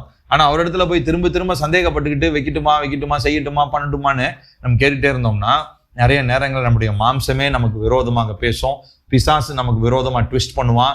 தேவனுடைய சத்தம் தான் கேட்டு நம்ம நிறைய நேரம் போய் ட்ராப்ல கண்ணியில் நம்ம போய் விழுந்து விடுவோம். ஸோ அப்போ இந்த தெய்வீக திசை அறிதல்ல 4 காரியங்களை சொல்லிருக்கோம். முதலாவது, என்னுடைய சித்தமும் தேவனுடைய சித்தமும் ஒரே கோட்டில் நேர்கோட்டில் இருக்கணும். அடுத்து ரெண்டாவதா, விசுவாசத்தோட நான் கேட்கணும். தேவனிடத்துல வரும்பொழுது நமக்கு விசுவாசம் வேணும். கர்த்தருடைய வார்த்தையில வாசிக்கிறோம், அவர் தேடுகிறவர்களுக்கு அவர் பலன் அளிக்கிறவர் என்று சொல்லி நம்ம விசுவாசிக்க வேண்டும். அந்த எபிரேயர் 11 நம்ம வாசிக்கிறோம். அடுத்ததா மூணாவது நான் சொன்னேன், நமக்கு எதிர்பார்ப்புகள் வேண்டும். கர்த்தர் நிச்சயமா என் வாழ்க்கையில நன்மை செய்வார். மனுஷங்கிட்ட நான் எதிர்பார்த்தேன்னா ஏமாந்துருவேன். ஆனா ஒரு நாளும் நீ தேவன் என்னை ஏமாற்றுவது இல்லை. மூணாவதா. நான்காவதா, நம்ம எல்லா அடி ஒவ்வொரு அடியிலையும் தேவனிடத்துல ஆலோசனை கேட்டு அதை தான் நம்ம செய்யணும். அது முதல் தட்டி என்ன சொல்றாரோ அதை தான் செய்யணும். அடுத்தது ஆலோசனையை கேட்டுட்டு திரும்ப என்ன பண்ணக்கூடாது? என் இஷ்டத்துக்கான ஒரு பதில் நிறைய பேர் என்ன திரும்ப பண்ணுவாங்க? ஆண்டவர்கிட்ட வந்து கேட்பாங்க. ஆனா ஆண்டவர் சொன்ன பதில் அவங்களுக்கு பிடிக்காது. அதனால ஆண்டவர்கிட்ட திரும்ப போய் கேட்பாங்க. அவங்களுக்கு எது வரைக்கும் கேட்டுட்டே இருப்பாங்க. அவங்களுக்கு பிடிச்ச பதில ஆண்டவர் சொல்ற வரையும் கேட்டுக்கிட்டே இருப்பான். அப்பாடா ஆண்டவர் சொல்லிட்டாரு அப்படின்வாங்க. ஆனா அதனுடைய முடிவுல பாத்தீங்கன்னா பிரச்சனையும். அப்ப ஏன் பிரச்சனை வந்துச்சு? இவங்களுக்கு என்ன? ஆண்டவர் தானே சொன்னாரு. ஆண்டவர் என்ன முதல்ல சொன்னாரோ அதுதான் உறுதி, அதுதான் ஃபைனல். அதுக்கப்புறம் வேற எல்லாம் மாத்திலாம் சொல்லவே மாட்டார். நம்மளுடைய தேவனுடைய நேச்சர் அது. ஃபர்ஸ்ட் என்ன ஒரு வாயிலிருந்து ஒரு காரியத்திற்காக என்ன உத்தரவாதம் வருதோ, என்ன பதில் வருதோ அதுதான் எப்பயுமே லாஸ்ட். அது மாற்றவே மாட்டார் அவர். சரிங்களா? ஸோ அப்போ நம்ம தேவனிடத்துல ஜெபிக்கும் பொழுது அவருடைய வாயிலிருந்து இந்த சத்தத்தை கேட்கறதுக்கு நம்ம ஆயத்தத்தோட நம்ம இருக்கணும். சரிங்களா? ஸோ நம்முடைய பாதைகளிலே நம்ம திசை அறிதல்ல ரொம்ப ஜாக்கிரதையா இருக்கணும். நம்ம எல்லாரும் நம்முடைய வாழ்க்கையில சரியான திசையை நம்ம தேர்ந்தெடுக்கணும். கர்த்தர் ஒரு நோக்கத்தை ஒரு நோக்கத்தை நம்ம எல்லாருடைய வாழ்க்கையில வச்சிருக்கிறார். வெறுமனே சம்பாதிக்கிறதும் வீடு கட்டுறதும் அதை பண்றதும் இது பண்றதும் மாத்திரம் நம்முடைய வாழ்க்கை அல்ல. வாழ்க்கையினுடைய ஒரு பகுதி. ஆனா வாழ்க்கையினுடைய முழுமை என்ன தெரியுங்களா? தேவன் வைத்திருக்கிற பாதையிலே நம்ம நடக்கிறது. சரிங்களா? இந்த நாள் அதுக்காக நம்ம ஜெபிக்க போகிறோம். நம்ம எல்லாரும் கண்களை மூட போகிறோம். தேவனை நோக்கி நம்ம பார்க்க போகிறோம். இதனால அந்த தேவனிடத்துல நம்ம சொல்ல போறோம், கர்த்தாவே இந்த நாள் இந்த 5 காரியங்களை நம்ம பார்த்தோம் இல்லைங்களா? ஸோ இந்த 4 காரியங்களை பார்த்தோங்களா? அதை நம்ம சொல்லி ஜெபிக்க போறோம். முதலாவது, என்னுடைய சித்தத்தையும் உம்முடைய சித்தத்தையும் கர்த்தர் ஒருங்கிணைப்பீராக. ஒருவேளை உங்க சித்தம் எப்பயுமே நேர்த்தியானது என்பதை நான் அறிஞ்சிருக்கிறேன்ப்பா. ஆனா நிறைய நேரம் என் சித்தம் தான் உங்களுடைய சித்தத்தை விட்டு மாறி போகுது. அதனால இப்போ நான் ஜெபிக்கிறேன், என் சித்தமோ உங்க சித்தமோ இப்போ ஒரே நேர்கோட்டுல வரட்டும்ப்பா. தேவையில்லாம உன்னுடைய வாழ்க்கையில என் சித்தம்னு சொல்லி நான் நிறைய நேரம் உங்க சித்தத்தை விட்டு நான் திசை மாறி போறேன்ப்பா. அதனால என் வாழ்க்கையில நிறைய நேரம் பிரச்சனைகள், நிறைய நேரம் ஏமாற்றங்கள், நிறைய நேரம் தோல்விகள், நிறைய நேரம் கேள்விகள், நிறைய நேரம் விவரிக்க முடியாத ஒரு சில மன பாரங்கள், மன கஷ்டங்கள் என்னுடைய சிந்தையை நிரப்புது. காரணம், என்னுடைய வாழ்க்கையில நான் உங்களுடைய பாதையை விட்டு உங்க சித்தத்தை விட்டு என் சித்தத்துக்கு நான் நடக்க ஆரம்பிச்சதுதான் காரணம்ப்பா. கர்த்தாவே, அதனால என்ன தயவாய் மன்னிங்க. நம்ம கேட்கலாம், கர்த்தாவே உங்களுடைய சித்தத்தை விட்டு நான் விலகின எல்லா பாதைக்காக கர்த்தர் என்னை தயவாய் மன்னித்து இப்பொழுது என்னுடைய சித்தத்தை உம்முடைய சித்தத்தோடு இணைச்சிடுங்கப்பா, உம்முடைய சித்தத்தோடு இணைச்சிடுங்கப்பா. அதுக்காக நான் ஜெபிக்கிறேன்ப்பா. இந்த நாள்ல நம்ம அடுத்தது நம்ம கேட்ட அந்த பகுதியின்படி நம்ம இப்போ விசுவாசத்துக்காக நம்ம ஜெபிக்க போகிறோம். கர்த்தாவே, நான் விசுவாசத்துல நான் வளர்றவனா நான் இருக்கணும் ஆண்டவரே. ஒரு நாளும் நீங்க சொல்ற வார்த்தைகளை சந்தேகத்தோட நான் பார்க்காம, சந்தேகத்தோட நான் அணுகாம, ஒவ்வொரு நாளும் வசனத்துல எனக்கு ஒரு விசுவாசம் வேண்டும்ப்பா. அந்த விசுவாசத்தோடு நான் சார்ந்து கொள்ள, அந்த விசுவாசத்தோடு நான் உங்களை தேட கர்த்தர் எனக்கு உதவி செய்யுங்க. தேவையற்ற எல்லா விதமான அவிசுவாசத்திற்குரிய எல்லா கிரியைகளும் என்னை விட்டு வெளியேறட்டும்ப்பா. அவிசுவாசத்திற்குரிய எல்லா காரியங்களும் என்னை விட்டு வெளியேறட்டும்ப்பா. நான் விசுவாசத்துல அப்பா நான் தைரியம் உள்ளவனா இருக்க, விசுவாசத்துல நான் தைரியசாலியா இருக்க, நான் இன்னும் அதிகமா விசுவாசத்துல வேரூன்றி இருக்க, உங்க வார்த்தையில அப்பா உங்களுடைய சமூகத்துல நான் காத்திருக்க கர்த்தர் எனக்கு உதவி செய்யுங்கப்பான்னு சொல்லுவோம். அடுத்ததாக சொல்லுவோம், கர்த்தாவே நான் எதிர்பார்ப்போடு உங்க சமூகத்துக்கு வரேன் ஆண்டவரே. மனுஷங்கிட்ட நான் எதிர்பார்க்கல, மனுஷன்கிட்ட எதிர்பார்த்தனா நான் ஏமாந்துருவேன். ஆனா ஏசப்பா, நான் உங்ககிட்ட எதிர்பார்க்கும் போது நீர் எனக்கு சிறந்ததை தான் தருவீர் ஆண்டவரே. எனக்கு நீர் ஏற்படுத்தி வைத்திருக்கிறது எரேமியா 29:11 படி, கர்த்தாவே தீமைக்கு ஏதுவானவைகள் அல்ல, நன்மைக்கு ஏதுவானவைகள் தான் என்பதை நான் அறிந்திருக்கிறேன். ஆகையினால் சிறந்ததை தர கர்த்தர் எனக்கு நீர் போதுமான இருக்கிறீரப்பா. இந்த நாளிலே நான் அதையே நான் எதிர்பார்க்கிறேன். சிறந்ததை உம்முடைய கரத்திலிருந்து நான் எதிர்பார்க்கிறேன் அப்பா. தீமைகள் எல்லாம் என்னுடைய வாழ்க்கை விட்டு பாதையை விட்டு விலகட்டும் அப்பா. அடுத்ததாக சொல்லி ஜெபிக்க போறோம், கர்த்தாவே என்னுடைய பாதைகள் ஒவ்வொரு அடியிலும் நான் உம்முடைய வார்த்தைக்கு கீழ்ப்படி எனக்கு உதவி செய்யுங்க. ஒவ்வொரு பாதையிலும் நான் நடக்கும் பொழுது அதுல நடக்கிற நான் ஒவ்வொரு அடியும் சரியா இருக்கணும் ஆண்டவரே அப்பா. ஒவ்வொரு அடியும் உம்முடைய ஆலோசனையின்படி இருக்கணும் ஆண்டவரே அப்பா. நீர் எனக்கு ஆலோசனை தருகிற தேவன். ஒவ்வொரு முறையும் நான் உங்க சமூகத்துல வந்து நான் ஜெபிக்கும் போது நான் நடக்க வேண்டிய வழியை எனக்கு காண்பித்து அப்பா எங்க மேல கண்ணை வைத்து ஆலோசனை சொல்லுவேன் என்று சொன்ன தேவன், நீர் எங்களுக்கு சரியான திசையில நடப்பதற்கு கர்த்தாவே எங்களுக்கு நீர் உதவி செய்கிற நல்ல தகப்பனா இருக்கிறீர் ராஜா. அதற்காக உமக்கு நாங்கள் நன்றி சொல்லுகிறோம் அப்பா. நீர் இந்த நாளிலே எங்களுடைய வாழ்க்கையில ஒரு அற்புதத்தை செய்யுங்க கர்த்தாவே. நாங்கள் இதுவரை இருந்ததான எல்லா திசையறியாத சூழ்நிலைகள் எல்லாம் மாறட்டும் அப்பா. தேவன் நியமித்திருக்கிற திசையில நாங்கள் நடக்க கர்த்தர் எங்களுக்கு உதவி செய்வீராக என்று சொல்லி நாங்கள் ஜெபிக்கிறோம். முழு இருதயத்தோடு உம்மை சார்ந்து கொண்டிருக்க எங்களுக்கு உதவி செய்யுங்க. கேட்கலாமா? கர்த்தாவே, நானும் என் குடும்பமும் முழு இருதயத்தோட கர்த்தாவே நாங்கள் உம்மை சார்ந்து கொண்டிருக்க எங்களுக்கு உதவி செய்யுங்கப்பா. நாங்கள் எங்களுக்கு தோன்றுகிற அப்பா அந்த மனுஷனுக்கு தோன்றுகிற வழிகள், அந்த வழிகளை நாங்க சார்ந்து கொள்ளாம தேவனுடைய வழிகளை நாங்க சார்ந்து கொள்ள எங்களுக்கு உதவி செய்யுங்கப்பா. தேவனுடைய வழிகளுக்கு நாங்க கீழ்ப்படிய எங்களுக்கு எங்கள் குடும்பத்துக்கு கர்த்தர் உதவி செய்யுங்கப்பா. எங்க மேல கண்களை வைத்து ஆலோசனை சொல்லுங்கப்பா அப்பா. உம்முடைய கண்கள் எங்கள் மேல எப்பொழுதும் நோக்கமாய் இருக்கட்டும். நாங்கள் ஒவ்வொரு திசையிலும் நடக்கும் பொழுது எங்களுடைய ஒவ்வொரு பாதைகளோ சரியான பாதைகளா இருக்கும்படி அப்பா, ஒவ்வொரு நடையும் அப்பா நாங்கள் தளராமல் உறுதியாய் நடக்கும்படி கர்த்தாவே உம்மையே சார்ந்திருக்க எங்களுக்கு கர்த்தர் உதவி செய்யுங்கப்பா. இந்த நாளிலே நானும் என்னுடைய குடும்பமோ தெய்வீக திசைக்காக விசேஷத்தின் ஞானத்தை நாங்கள் கேட்கிறோம். ஒருவன் ஞானத்தில் குறைவுள்ளவனாய் இருந்தாக யாவருக்கும் சம்பூர்ணமாய் கொடுக்கிறவரும் ஒருவரும் கடிந்து கொள்ளாதவருமாகிய தேவனிடத்துல கேட்கும் போது அப்படியே நடக்கும்னு சொல்லி இருக்கிறீங்களே, அதன்படி இப்ப நான் கேட்கிறேன்ப்பா. என்னுடைய பாதையில தீர்மானங்களிலே இந்த தெய்வீக ஞானத்திற்காக நான் கேட்கிறேன். கர்த்தர் எனக்கு இதை கர்த்தர் உம்முடைய அப்பா கிருபையை தந்து உம்முடைய ஞானத்தை எனக்கு நீர் வெளிப்படுத்துவீராக என்று சொல்லி நான் ஜெபிக்கிறேன் அப்பா. அப்பா உம்முடைய வார்த்தையில நாங்க வாசிக்கிறோம், ஏசாயா 30:21 நாங்க வாசிக்கிறோம். நாங்கள் எந்த பக்கம் நடக்கணும்னு சொல்லி நாங்க நிற்கும் பொழுது வழி இதுவே என்று சொல்லி அப்பா இதிலே நடவுங்கள் என்று சொல்லி எனக்கு பின்னாக இருந்து பேசுகிற அந்த சத்தத்தை, பரிசுத்த ஆவியுடைய சத்தத்தை நான் கேட்கணும் அப்பா. சொல்லலாமா? பரிசுத்த ஆவியானவர் நம்மோடு பேசுகிற தேவன், நம்ம நடக்க வேண்டிய பாதைகளை நமக்கு கற்றுத் தருகிற தேவன். ஆகையினால கேட்போம், பரிசுத்த ஆவியானவரே உங்க சத்தத்தை நான் கேட்கணும்பா. அப்பா, நான் இடதுபுறம் வலதுபுறம் சாயாமல் நான் நேர்த்தியாக நடக்க வழி இதுவே, இதுல நட அப்படின்னு சொல்லி எனக்கு கற்றுக் கொடுக்கிற அந்த சத்தம் என்னோடு கூட பேசட்டும். பரிசுத்த ஆவியினுடைய சத்தம் எனக்கு பேசட்டும்ப்பா. தேவனுடைய சத்தத்தை கேட்கறதுக்கு, பரிசுத்த ஆவியினுடைய சத்தத்தை கேட்கறதுக்கு என்னுடைய காதுகளை இப்பொழுதே சுத்திகரிங்க. என்னுடைய ஆவிக்குரிய காதுகள் திறக்கப்படுவதாக என்று சொல்லி நான் ஜெபிக்கிறேன்.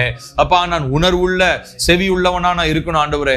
உணர்வுள்ளவனா நான் இருப்பதற்கு என்னுடைய காதுகளை கர்த்தர் திறப்பீராக என்று சொல்லி நான் ஜெபிக்கிறேன். அப்பா, என் கால்கள் ஒருபோதும் இடராதபடிக்கு அப்பா நீர் இந்த நாளிலே அப்பா என்னுடைய பாதையை உறுதிப்படுத்துவீராக. சொல்லலாமா? கர்த்தாவே, என்னுடைய பாதையை உறுதிப்படுத்துங்க. என் குடும்பத்தின் காரியம், பொருளாதாரம், பிள்ளைகளுடைய எதிர்காலம், இப்படி அநேக காரியங்கள் உறுதியற்றவைகளாக இருக்கிறது. ஆனால் இப்பொழுது நான் ஜெபிக்கிறேன், என்னுடைய பாதை உறுதிப்படுத்தப்படுவதாக. தேவன் காண்பிக்கிற பாதையில நான் திசையில நான் நடக்கும் பொழுது என்னுடைய பாதைகள் உறுதியாக்கப்படுவதாக என்று நான் ஜெபிக்கிறேன். அப்பா, இந்த நாளிலே உம்மை நோக்கி நான் பார்க்கிறேன். கர்த்தாவே, நான் உம்மை நோக்கி கூப்பிடும் பொழுது அப்பா நாங்கள் அறியாததும் எட்டாததுமான பெரிய காரியங்களை செய்வேன் என்று சொன்ன தேவனே, அப்பா நாங்கள் நடக்க வேண்டிய வழி அப்பா என்னவென்று இடத்துல கேட்கும் பொழுது கர்த்தாவே, நீர் பெரிய காரியங்களை எங்களுக்கு காண்பிக்கிற தேவன். அப்பா, பெரிய காரியங்களை காண்பிக்கிற தேவன் ஆண்டவரே. அப்பா, எங்களுடைய பாதை அப்பா உம்முடைய ஆலோசனையின்படி திட்டமிடப்படுவதாக. அப்பா, எங்கள் குடும்பத்தினுடைய பாதை, எங்கள் பிள்ளைகளுடைய பாதைகள், எதிர்காலங்கள், குடும்பத்தின் நோக்கம், பிள்ளைகளுடைய படிப்பு, அப்பா பிள்ளைகளுடைய திருமண காரியங்கள் எல்லாம் எல்லாம் எல்லாம் தேவனுடைய சித்தத்தின்படி, தேவனுடைய வழியிலே அது நிலைவரப்படுவதாக என்று சொல்லி நாங்கள் ஜெபிக்கிறோம். அப்பா, கர்த்தாவே, உம்முடைய சத்தியத்தின்படி நீர் எங்களை நடத்துவீராக. கேட்கலாமா? கர்த்தாவே, அப்பா எங்களுக்கு இன்பமாய் தோன்றுகிற வழிகள் அல்ல, தேவனுடைய சத்தியத்தின்படி ஸ்தாபிக்கப்படுகிற பாதைகள் எங்களுக்கு வேண்டும்ப்பா. தேவனுடைய சத்தியத்தின்படி நிறுவப்பட்டிருக்கிற பாதைகளில் நாங்கள் நடக்க எங்களுக்கு உதவி செய்யுங்கப்பா. அப்பா, எங்களுக்கு செம்மையாய் தோன்றுகிற வழி இருக்கலாம், அதனுடைய முடிவு மரண வழி என்று சொல்லி வாசிக்கிறோம். ஆகையினாலே அந்த காரியம் வேண்டாம் அப்பா. அப்பா, அந்த ஆவிக்குரிய மரணம் நிறைய பேரு அப்பா எங்களுடைய குடும்பங்களில், எங்களுடைய சபையில நிறைய பேர் அந்த ஆவிக்குரிய மரணத்துல இருக்கிறாங்கப்பா. நிறைய பேர் தேவனுடைய பாதையை தீர்மானிக்காதனால, தேவனுடைய பாதையில நடக்காததுனால இந்த ஆவிக்குரிய ரீதியில மரித்து போனவங்களா இருக்கிறாங்கப்பா. இப்படிப்பட்டவர்களாய் எங்களுடைய குடும்பத்துல, எங்க சபையில கர்த்தர் உயிர்ப்பிப்பீராக என்று சொல்லி நாங்கள் ஜெபிக்கிறோம். கர்த்தாவே, அப்பா நாங்கள் உம்முடைய பாதையில நடக்க கர்த்தர் எங்களுக்கு உதவி செய்வீராக. ஆண்டவரே, உம்முடைய சமூகம் எங்களுக்கு முன்பதாக போகட்டும். ஆண்டவரே, அப்பா மோசே ஜெபித்தது போல நாங்களும் ஜெபிக்கிறோம். உம்முடைய சமூகம் எங்களுக்கு முன் செல்லவில்லை என்றால் எங்களை இந்த இடத்திலிருந்து நீர் கொண்டு போகாதீரும். அப்ப அந்த திசை எந்த திசையா இருந்தாலும் அந்த திசையில உங்க சமூகத்தோடு நாங்க நடக்கணும் ஆண்டவரே. உங்க சமூகம் எங்களுக்கு முன் செல்லணும் அப்பா. உங்களுடைய சமூகம் எங்களுக்கு முன் செல்லணும் ஆண்டவரே. கர்த்தாவே, அதற்காக நாங்கள் ஜெபிக்கிறோம் ஜெபிக்கிறோம் ஜெபிக்கிறோம். அப்பா, எனக்கு திட்டங்கள் இருக்கலாம், ஆனால் என்னுடைய திட்டங்கள் எல்லாம் நான் உம்முடைய பாதத்துல நான் அர்ப்பணிக்கிறேன் அப்பா. நான் திட்டம் இல்லாதவனா நான் இருக்க போறது இல்லை, நான் திட்டத்தோடு இருக்கிறேன். ஆனாலும் அந்த திட்டங்கள் எல்லாவற்றையும் நான் தேவ பாதையில நான் அர்ப்பணிக்கிறேன், தேவனுடைய பாதத்திலே அர்ப்பணிக்கிறேன். கர்த்தருக்கு சித்தமானது எதுவோ அதை மாத்திரம் கர்த்தர் எனக்கு வாய்க்க பண்ணுவீராக என்று சொல்லி நான் ஜெபிக்கிறேன்ப்பா. கர்த்தாவே, உம்முடைய சித்தத்தை செய்ய எனக்கு கற்றுத்தாங்கப்பா. உம்முடைய பரிசுத்த ஆவியானவர் என்னை செம்மையான வழியிலே நடத்துவீராக. கேட்கலாமா? கர்த்தாவே, செம்மையான வழியிலே என்னை நடத்துங்க, சரியான வழியிலே என்னை நடத்துங்கப்பா. என் பாதைகள் உறுதிப்படுத்தப்படுவதாக என்று சொல்லி நான் ஜெபிக்கிறேன் அப்பா. இந்த நாளிலே கர்த்தாவே, எவர்கள் தேவனுடைய ஆவியினால் நடத்தப்படுகிறார்களோ அவர்கள் தேவனுடைய புத்திரர்களாக இருக்கிறார்கள் என்னுடைய வார்த்தை சொல்லுகிறது. ஆகையினால் இப்பொழுதே எங்களுக்கு வேண்டிய தெய்வீக திசை அறிதல்ல, பரிசுத்த ஆவியானவர் எங்களை நடத்துவீராக, பரிசுத்த ஆவியானவர் எங்களை நடத்துவீராக, பரிசுத்த ஆவியானவர் எங்களை நடத்துவீராக. கர்த்தாவே, இந்த நாட்களிலே அப்பா நாங்கள் எங்களுடைய கண்கள் எல்லாம் உம்மையே நோக்கி கொண்டிருக்கிறது அப்பா. அப்பா, நல்ல மெய்ப்பனுடைய சத்தத்தை கேட்டு மெய்ப்பனுடைய பாதையில நடக்கிற ஆடுகளை போல கர்த்தர் எங்களை மாற்றுவீராக. கேட்கலாமா? கர்த்தாவே, நானும் என் குடும்பமும் ஆண்டவரே நாங்கள் தலைமுறையாக தேவன் வைத்திருக்கிற நல்ல பாதையில நடக்க, தேவனுடைய சத்தத்தை கேட்கிற நல்ல ஆடுகளை போல, மெய்ப்பனுடைய சத்தத்துக்கு கேட்டு கீழ்ப்படுகிற ஆடுகளை போல கர்த்தர் எங்கள் ஒவ்வொருவரையும் மாற்றுவீராக என்று நான் ஜெபிக்கிறேன் அப்பா. இந்த நாளிலே நீர் எங்களோடு பேசின இந்த வார்த்தைக்காக ஸ்தோத்திர. தேவனுடைய ஆலோசனை எங்களுக்கு தந்ததற்காக ஸ்தோத்திர. கர்த்தாவே, நீர் எங்கள் மேல கண்ணை வைத்து ஆலோசனை சொல்லுகிற தேவன். தெய்வீக ஆலோசனை எங்களுக்கு வேண்டும். நாங்கள் நடக்க வேண்டிய பாதை, நாங்கள் நடக்க வேண்டிய திசை எல்லாவற்றிலும் குழப்பம் இல்லாமல், கலக்கம் இல்லாமல், இந்த உலக மனுஷங்களை போல கர்த்தாவே நாங்கள் திக்குமுக்காடி கொண்டிருக்கிறவர்களா இல்லாமல் அப்பா ஒரு நோக்கத்தோட, தேவன் தேவன் காட்டுகிற சரியான திசையிலே உறுதியாய், நம்பிக்கையோடு, எதிர்பார்ப்போடு, விசுவாசத்தோடு, தைரியமாய் நடந்து கர்த்தாவே நீர் குறித்திருக்கிற மகிமையை நாங்கள் பார்க்கும் வரைக்கும் செமையான வழியிலே நடக்க எங்களையும் இந்த குடும்பத்தையும் எங்கள் சபை முழுவதையும் நாங்கள் அர்ப்பணிக்கிறோம். தேவன் முழுவதுமாய் ஆளுகை செய்வீராக. ஸ்தோத்திரம், ஸ்தோத்திரம், ஸ்தோத்திரம், ஸ்தோத்திரம்.